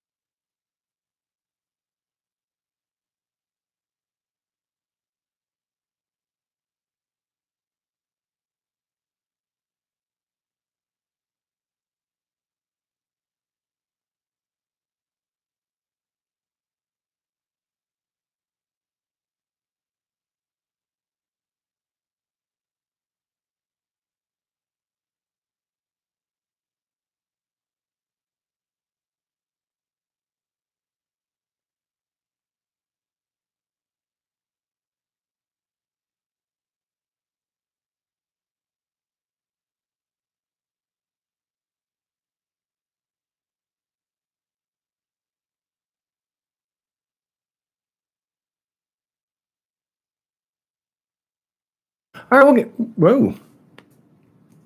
Yeah, we're going to get back to the big broadcast here. Welcome back to the No State Project. I'm Mark Stevens, author of Government Indicted. The website, of course, is markstevens.net, going into the third of 3 hours of Anarchy Radio right here on LRN.FM, the Liberty Radio Network, and taking your calls, 218-632-9399, 218-632-9399. And I know somebody wanted to join the big show, Doug. So what I can do is after another call, after this present call, I can bring Doug up on Skype. So, and somebody's saying I should use OBS. I was using OBS before, but I've missed almost entire broadcasts because it locks up, and OBS is just, yeah, I prefer to use it because I can put my banner down there, and I can't get it in HD no matter how many times I try. It's always slightly out of focus. I can't get OBS to work. So this is what we're stuck with here. And I got a lot of things going on right now. So that's why I'm taking a break, but I can't, I've been blowing through all the LRN breaks except for the top of the hour one. So, I mean, we're getting so few breaks. So I do get it. People do have to understand you can still hear the stream. Oh gosh, I guess I'm talking over the stream now, but maybe not on the, on YouTube.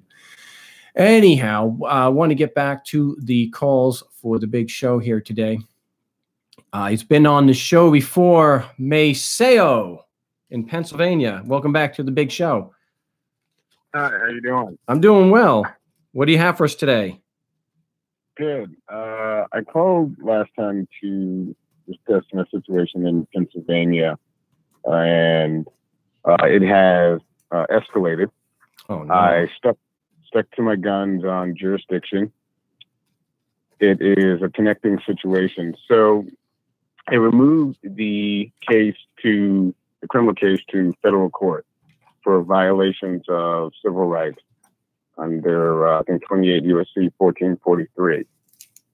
And that's where it stands. You removed it? I did, yes. What was the charge again?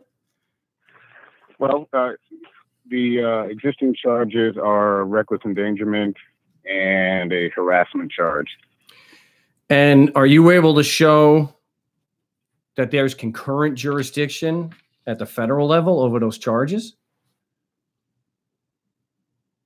Well, I'm not quite sure what you mean by be able to show this concurrent jurisdiction. What's happened is that before I removed it, I had filed a habeas corpus, and that really those charges were added on to, obviously to continue some type of prosecution against me. It was a situation of self-defense where there was an attempted kidnapping of a child.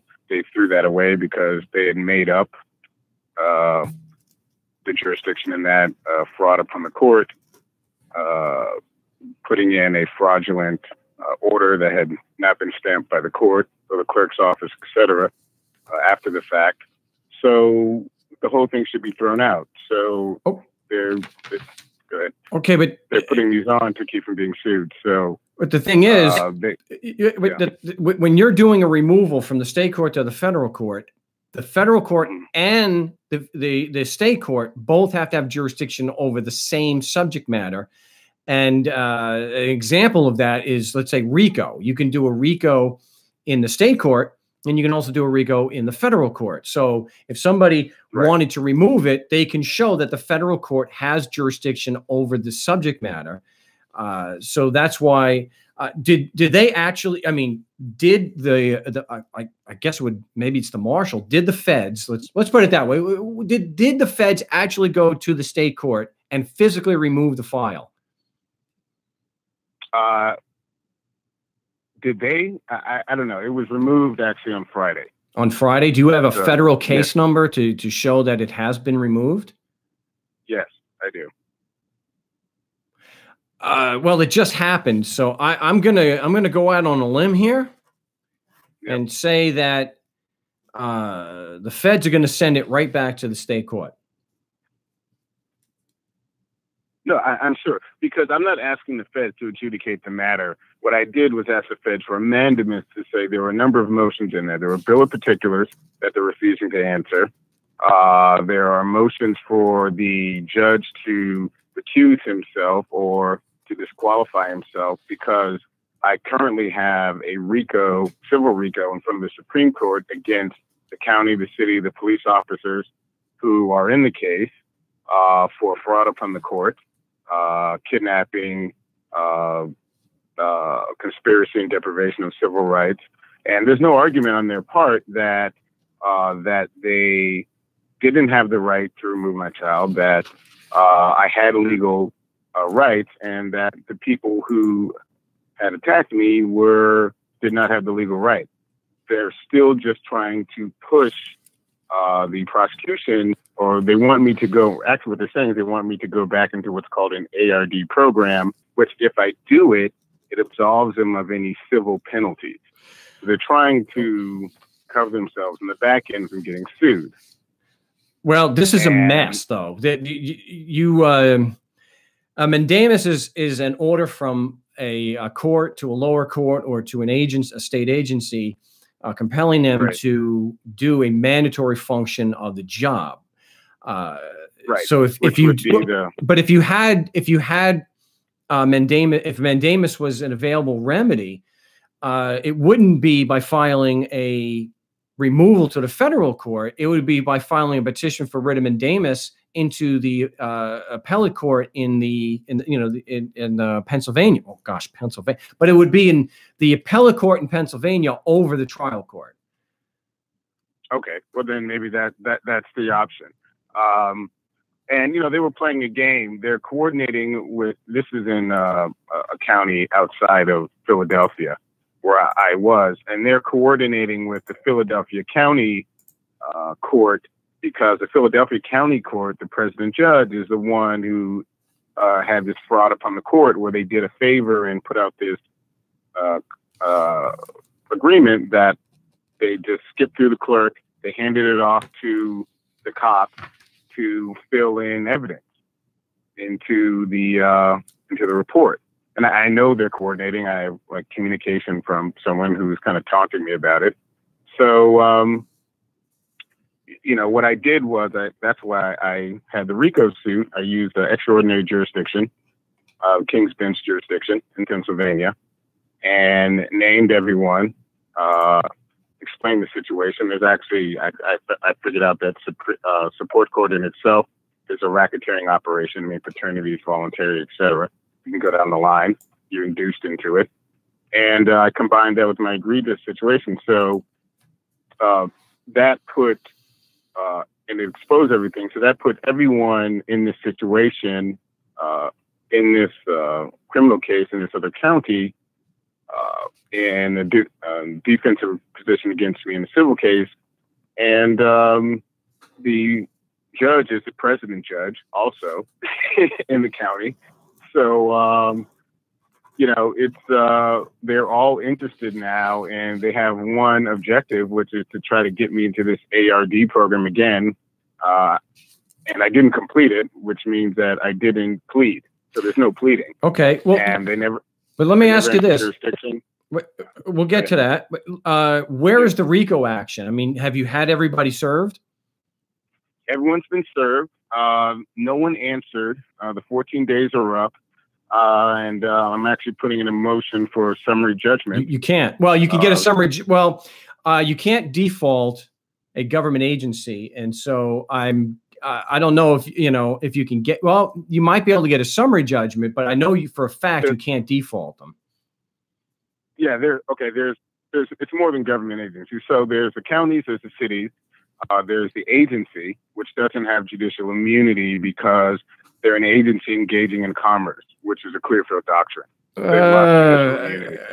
But it's not an issue of immunity. It's by law, by their rules of court. You cannot default a government agency. Okay. So you might be able to get the summary judgment. Yeah, that might. I'm a little iffy on whether you can do that. But it's definitely worth going for. Just and there's some individuals too. So the attorneys that handed off the documents, we know for a fact that the attorneys got the document that was a fraud upon the court from the judicial administrator and then handed them to the police officers.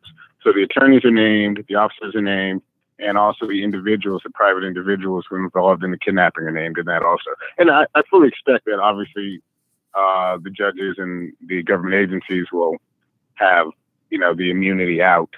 But, the pressure on the individuals and the attorneys, they can't escape that.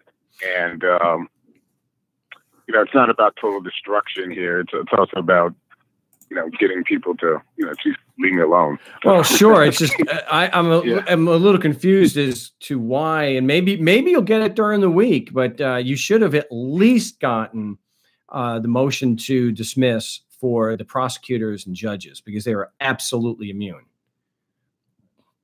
Yeah, well, this is what's interesting. I filed it as a civil RICO, and they tried to label it as a support matter and had someone to go back in and make sure that they reclassified the docket. I mean, they're like completely all in collusion. Like the clerks, it's kind of a big case here in Philadelphia now. And, when this comes up, I mean, they're not even filing any documents with my name on it. I mean, I've had to have people go in like 4 times just to file a motion, simple motion now. They know it's me because, and I think this is the largest racketeering operation in the nation, is Title 4D program. They got if you have a child, they got you, child support. And they're inducing people into paternity. It's voluntary. It's a contract with material damages. And by law, they're supposed to sit down with you, even in their own processes. And, they're getting guys in the hospital. They're not to mention, marriage where it's assumed. And why it matters is the only reason support has any jurisdiction over you is the acknowledgement of paternity. And it's only supposed to be for kids on welfare. Oh, wait a minute. You do not have to be the biological father for these people to say that you're liable for child support.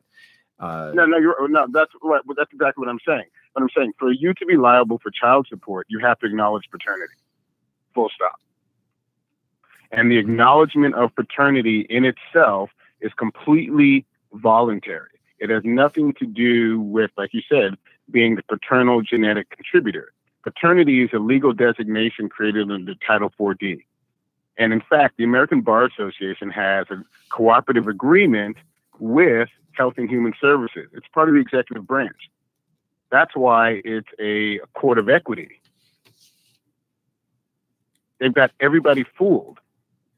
And the reason they're doing it is Title 4D gives you a 66% kickback from the Treasury Department for every dollar that you pay. So if you pay $1,000 a month, at the end of the year, they take that 12,000 times the 66%, and they get a grant. Yeah, I've heard something that there's a program like that based on that. But the important thing here is you got to get you out of jeopardy. So have you filed the motion to dismiss? Well, that's the thing. I'm taking there's a group who are, you take, it's 2 tracks here, right? So the Philadelphia group caused all the problems, and, they're willing to frame anybody and do anything. The framing for me just took place in Burks, and that's why there is that kind of Burks case. So in terms of the framing in Burks, I've begun to warn down because I have not, acknowledged jurisdiction. That's literally as I got lucked out. There was due process violation. My first attorney, now I get it. Wait. To waive my arraignment. But the thing is, when it could be interpreted that you did waive personal jurisdiction because you filed to remove it, which is an admission that the state court has jurisdiction, but so does the feds. And because you can't do that unless, I guess you could always plead ignorance if they tried something like that. But I think what I'm looking at, what I'm figuring is going to happen is two things. You're going to get motions to dismiss the judges and the prosecutors. They're gone. And the federal court is going to send it back to, if they did physically remove it to the feds, it's going right back. And when it does get back, I'd file a motion, because the feds they're not going to accept jurisdiction there. If you were a U.S. attorney, you could pull crap like that, and the judges don't care. You could do something really stupid that has no basis in reality at all. But because you're a U.S. attorney, because they do it all the time. If you file against the IRS in the state court, they will remove it to the federal court with one document, and then they will file a motion to dismiss for lack of jurisdiction. It does, but you can't remove it unless the state court has jurisdiction. It doesn't matter. None of that matters. Right. I got you. So when it gets back, I'd file the motion to dismiss and do it the right way. If they're not going to dismiss it, and they're not going to hold the prosecution to the burden of proof, you're going to have to get into the state court, the appellate state court that is over the trial court, to get it stopped. Now, can I get into the appellate state court before going to trial? Because there hasn't been there's where it's at now. Had worked in Pennsylvania. Is you have your preliminary hearing, right? And I put in there that there was a due process violation. They got me to waive my preliminary hearing, and according to Pennsylvania rule, I think 236. They're supposed to tell me my options. Obviously, they told me nothing. And he deliberately lied to me and said, yeah, we can, handle all these motions and bill of attainders and everything. Excuse me, particulars and jurisdiction after that. And then I call him, a week, 2 weeks after. And he's like, oh, your only options are trial or ARD. Sure. That's what $150,000 education gets you, and a doctorate degree. We'll make a deal. Let's see if we can make a deal. Wow. Which destroyed my life. So, point being, so you're saying a removal to the state level appellate.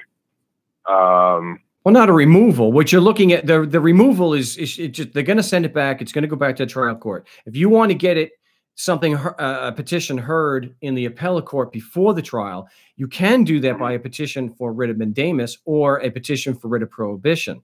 The thing is, when you go to change, let's say, so a mandamus you can use if they deny a motion to disqualify themselves.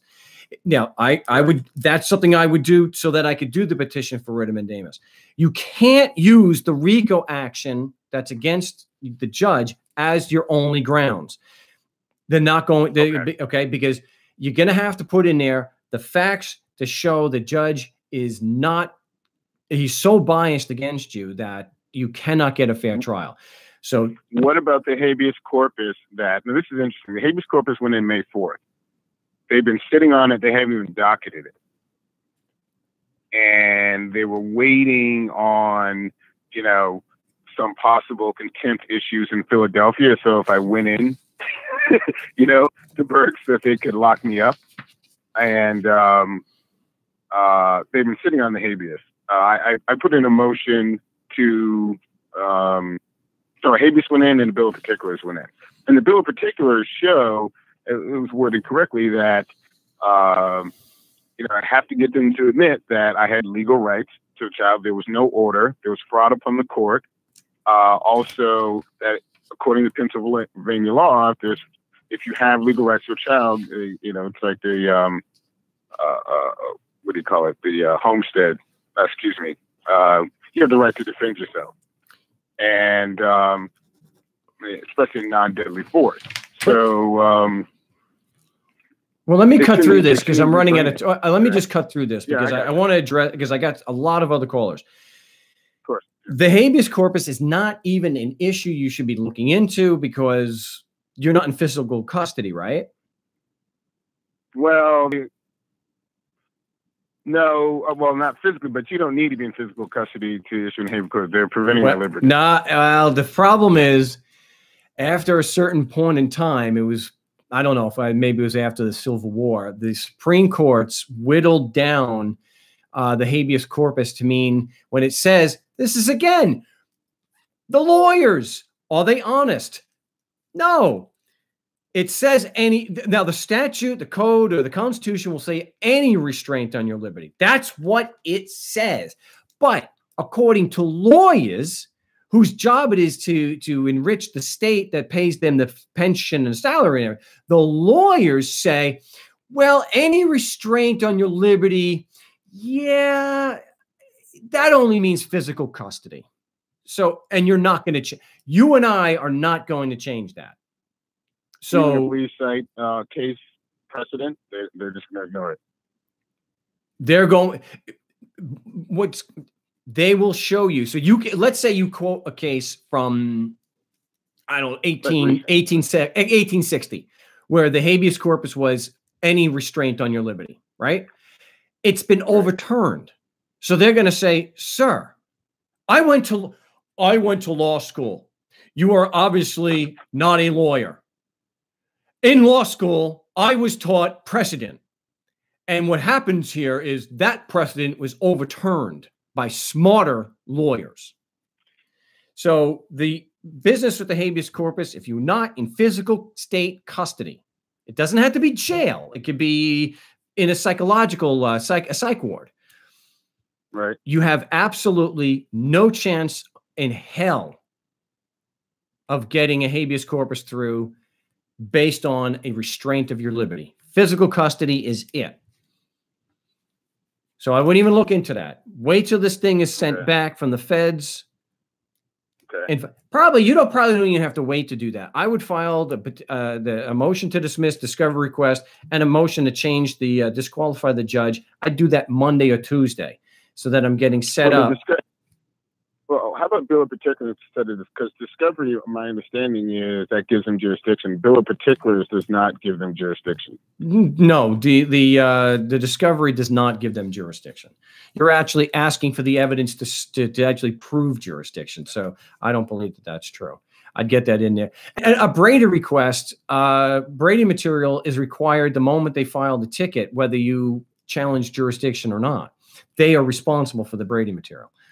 Any exculpatory information before, during, and after trial. So that's what I would do. But I'm very, very low on time. I know I'm going through all the breaks and I'm still running out, but we got a lot of calls to get to.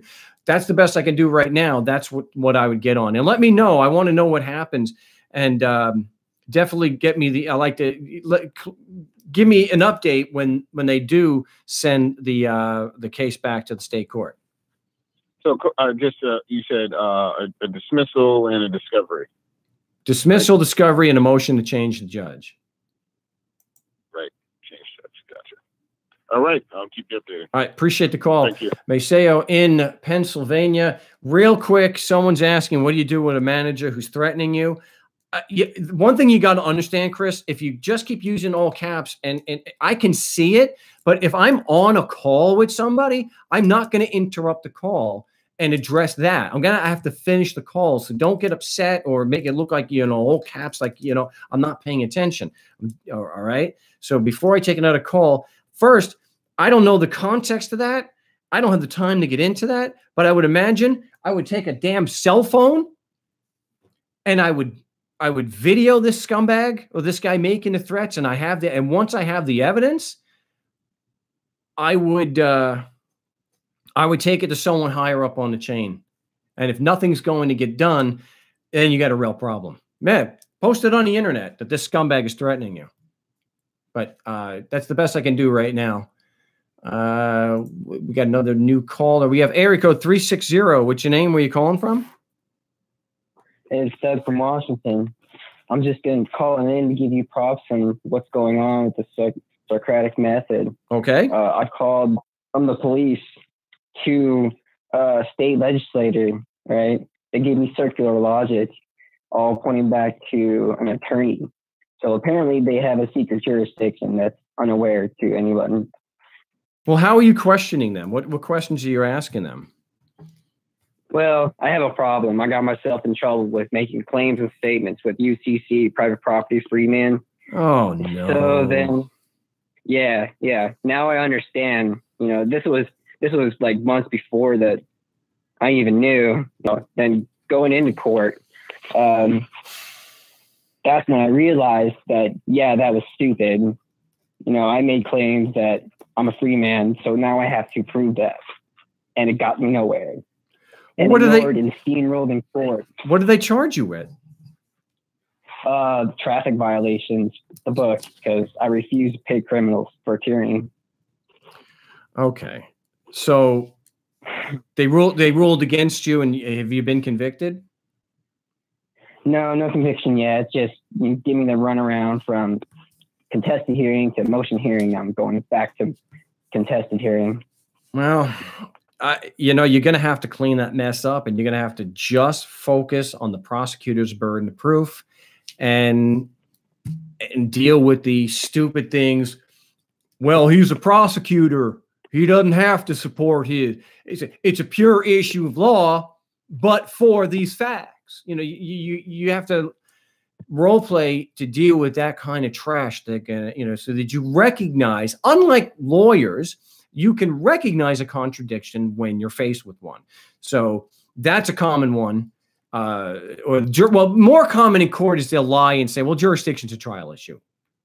That, you know, jurisdiction. I haven't even heard that yet. They actually asserted jurisdiction in the rebuttal. I'm the guy from episode 62 when you said, "Oh, I want that response so I can give Mike A. Fixture a call." Oh, that's his name. Or he called it gobbledygook. Yeah, but that wasn't to. Okay, but I didn't.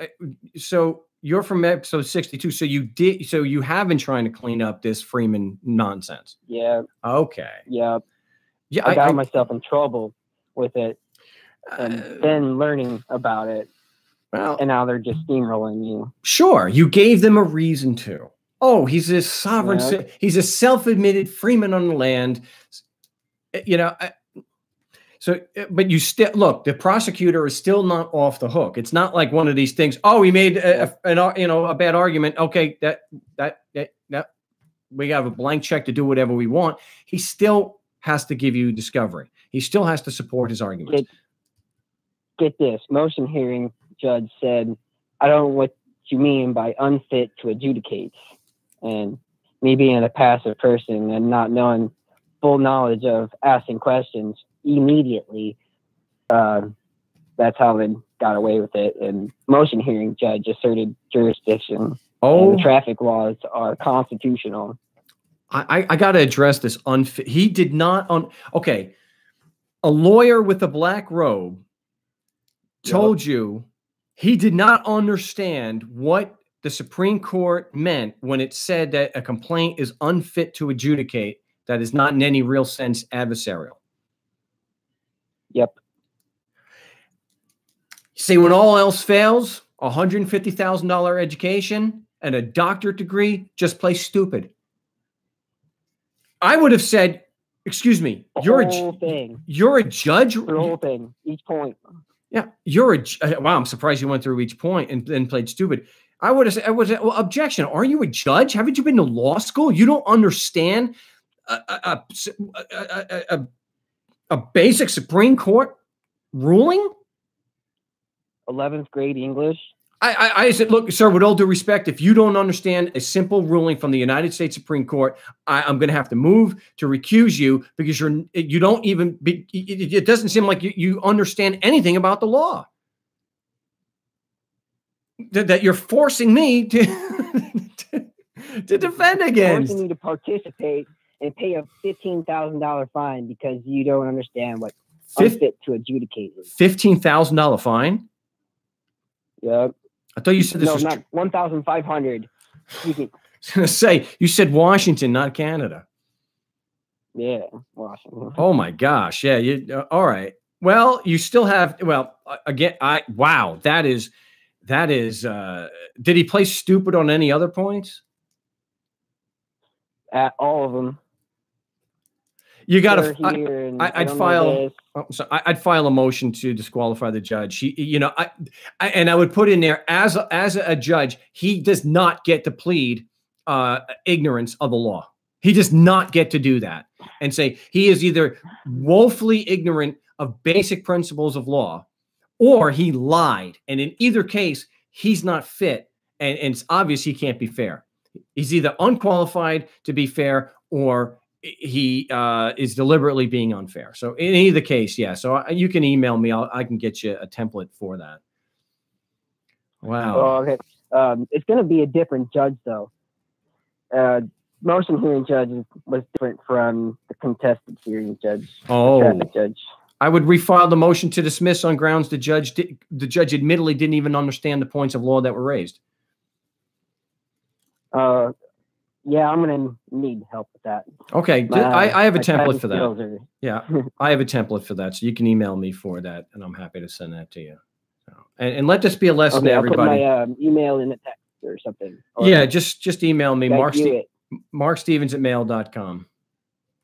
And okay, and I'll have to go through that cryptid email still. Well, that might be a problem. I've never been able to work that out, but we'll get it to you. You can contact me on Skype also at Frank Rizzo 3. Got you there. Okay. Appreciate the call. We got Ted in Washington. Got another new caller. Area code 207. You're live on the No State Project. What's your name? Where you calling from?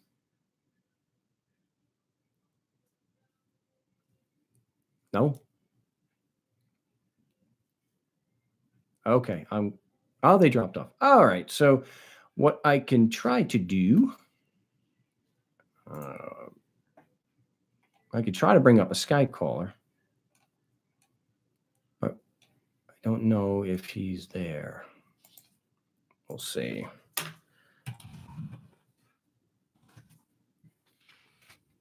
We'll give this a shot. What phone system do I use to take calls? It's freeconferencepro.com, and it's free for me for the service, but if you make the call, it's not a toll-free call. So, but if you call on Skype, that's what I do. I connect to there on Skype, and so it actually for me to connect to it, yeah, that actually cost me a couple bucks a show because I'm making that call. But for others, no, it is not. So, not so. All right. Well, let me address some of this crap that I heard during the week. I did a lot of work a number of years ago with the Department of Revenue in Missouri, and these people are as bad as the Franchise Tax Board. And I do have a call of shame that I have got to get up, but it's a big week. I got family coming in, and we got a graduation going on, and so I will do my best to get that up there. So we haven't had a new call of shame in a while, and this is good. So let me give the name out. And do I have a last name? Yeah, no, I don't have a last name. Forget it. Oh, I didn't write the name down. So, well, I apologize for that. But, hey, they're all faceless bureaucrats, and I don't say these things because I just want people to hate them. I want people to hate what they do and to make a moral judgment based on the facts, not just because if it's legal or illegal. Someone's asking me, can you go after a judge's bond to remove them from the bench? Not for decades. Judges at the federal level have not had a bond in decades, and at the state level, it's been decades that there is no bond. They used to have that, and I would imagine you probably could have filed against the judge's bond, because if they've got a bond, they don't have immunity. So. And technically, they don't have immunity for acts that have absent all evidence in jurisdiction.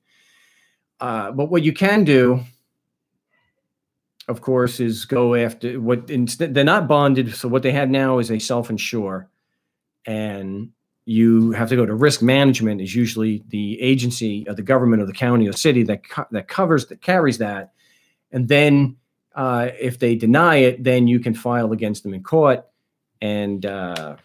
Hopefully get into discovery with that. No, he's sure they do not have surety bonds anymore. They self-insure. So there is no bond in the United States. And I don't believe it. I think that's accurate also in Canada.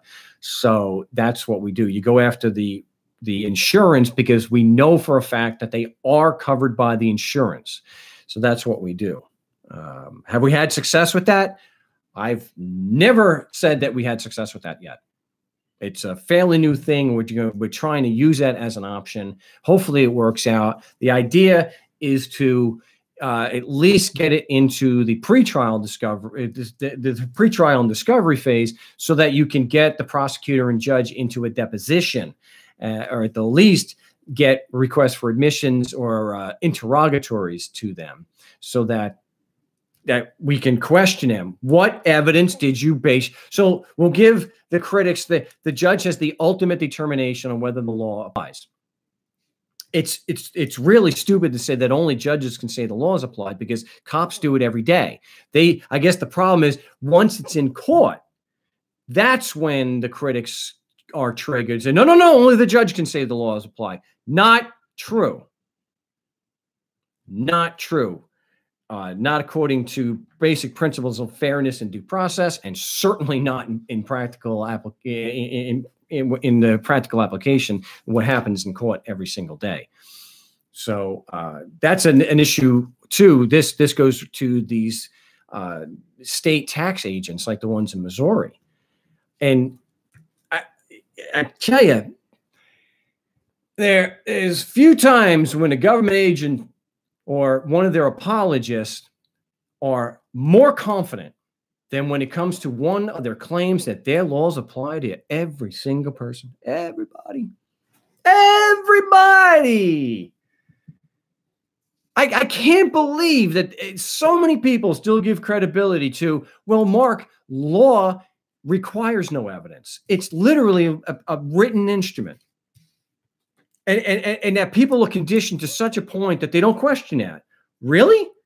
Well, what makes law different? What makes this piece of paper different than that? And every other piece of paper, what makes this one special? Why don't the rules apply here? Why don't the rules of do no harm? Why doesn't that moral principle apply to you? That's not revolutionary thought. So these DOR, Department of Revenue agents, boy, they are really ultra confident that their rules, their special rules, that they apply to everyone. They don't just apply to everyone physically in Missouri. No, they apply to everyone who gets money from somebody physically in Missouri. So you could be in China. If you get money from somebody in Missouri, they believe their laws apply to you. They are so confident in this that they are willing to send men with guns to your home and with a gun drawn, order you to empty your safe. And yeah, that happens. Sadly, that happens. Imagine a man with a gun coming into your home, breaking the door down, telling you, show me the safe, and with the gun out, ordering you, open the safe. These are the things that the critics would have you, and the politicians and the prosecutors, they want you to believe that this stuff is true. Why? Because they say so. I'm saying no. Press them for the evidence. Use basic principles of logic to show that they are criminals. I get that they don't think. What criminal in history openly admits that what they're doing is wrong and criminal? You have the mafia. Well, we were providing a service that the people, immigrants, couldn't get from the police. We're just providing a service. We're not criminals. Of course.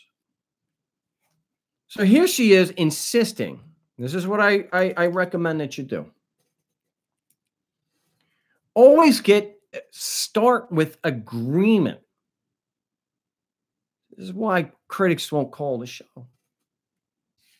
This is why politicians generally won't. See, here they, to a certain degree, they have to speak because we're trying to resolve this tax dispute.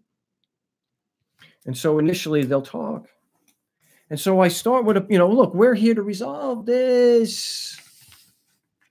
We're here to resolve this matter.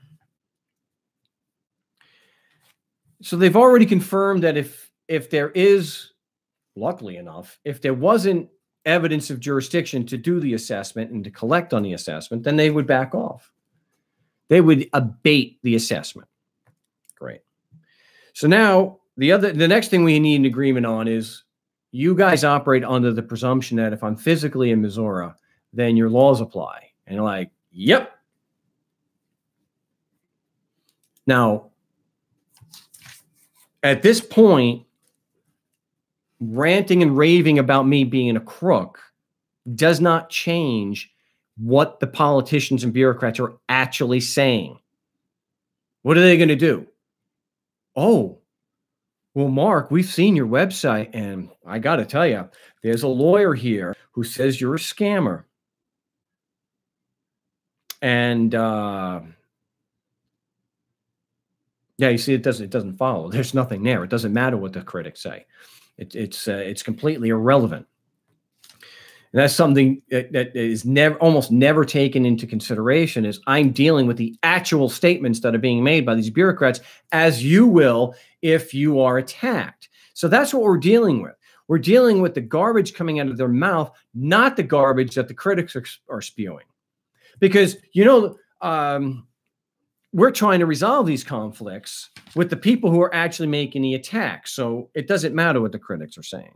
Anyway, the point is here, they are agreeing that the basis of their attack is that you're in Missouri, the Constitution applies, that gives them jurisdiction to tax you and to take your money. That's what they said. So the problem comes in when you start saying, well, what proof do you have? Now, remember, I'm not in court, so I don't want to hear any stupid comments over here. Well, they can't say that the laws apply. I'm not in court. Only a judge. We're not in court. We're not in court. So when you're out of court, they'll kill you. They believe that presumption is true. They will kill you.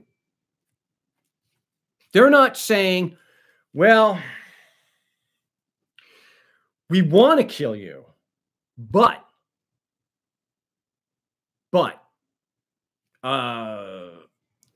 we need jurisdiction, and that only comes if the laws apply, and only a judge can say that the laws apply. So we're kind of screwed. So we're going to have to wait to kill you until after a judge says that the laws do apply. No, this is craziness. That's why you have to critically analyze the crap that these lawyers are saying. Anyway, I asked her what evidence, what facts do you rely on to support your claim or your presumption that just because he's physically in Missouri, your Constitution and laws apply and give you jurisdiction? And instead of answering the question, she responsively, she spit out, well, I'm not making this up, any resident within the state is subject, to the laws. Well, I asked you for facts, and you're giving me a legal argument or legal conclusion. That's not an answer to my question. And I said, well, look, she kind of resisted. And I said, look, you're calling him a resident. Isn't that dependent on your initial presumption that if he's physically in Missouri, that your Constitution and laws apply? Well, then can you please just answer the question? What facts, not a legal conclusion that he's a resident or a citizen, what facts would prove that just because he's physically in Missouri, your Constitution and laws apply? So what she does, she takes the usual State Department two-step. We're talking about a woman who just right up to that point, was absolutely certain that she was right, that these laws applied, and there was no question that they couldn't have. And she tells me, I'm not a lawyer. That is something that is going to have to go to someone higher who's in the legal department.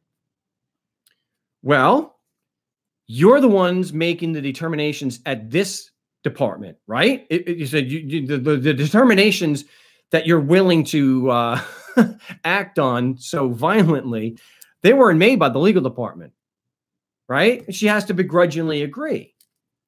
The legal department is not making these determinations and sending men with guns. Well, sometimes they do, but not generally. No, certainly not in this case yet.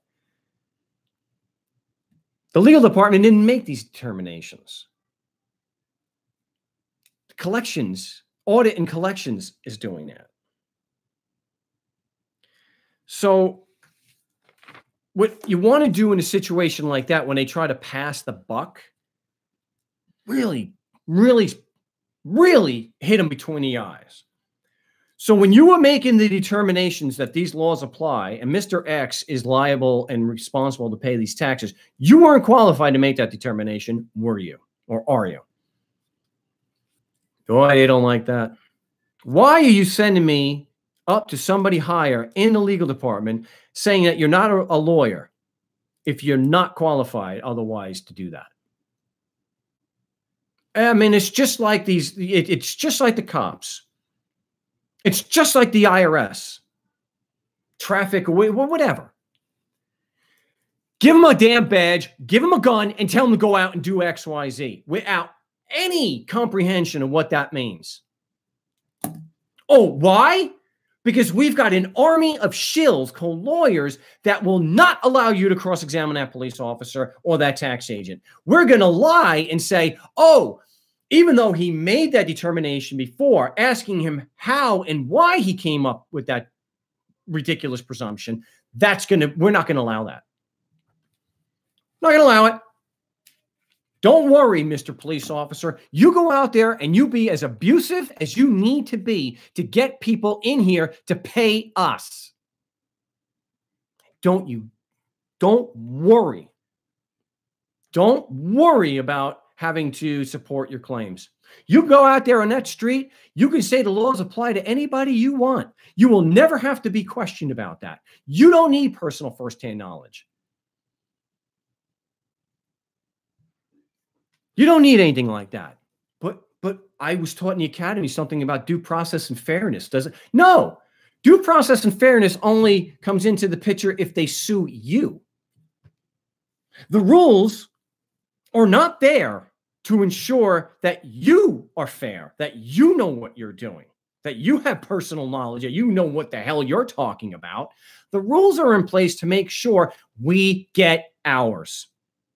And we have gone through the trouble of making sure that lawyers have to go and learn what we dictate. They're not going to be taught critical analysis in law school any more than you're taught in the academy, Mr. Police Officer. You are to take the law and the procedure, and you are to do it as we dictate you do it. You are not supposed to exercise discretion. That's why they turn around and, I was just doing my job. Yeah, as you shovel human beings into an oven.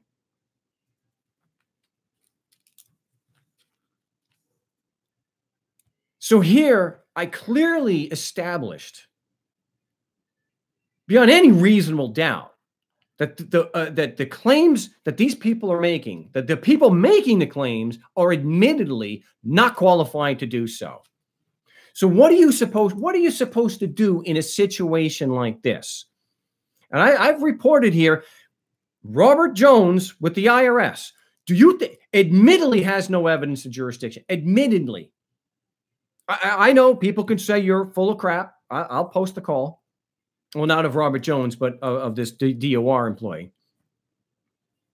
Robert doesn't like to be recorded with obvious reasons. But I've asked him point blank, is it fair and consistent with due process to knowingly proceed absent evidence of jurisdiction? Yeah. Yeah, but I'm a scammer. I'm a scammer. Yes, this is where you could distill this lawyer's claim to this. Anyone asking for proof is a scammer. Those who say they don't need proof are good, wholesome, moral, upright individuals. That's why on Adventures in Legal Land, where black is white and white is black,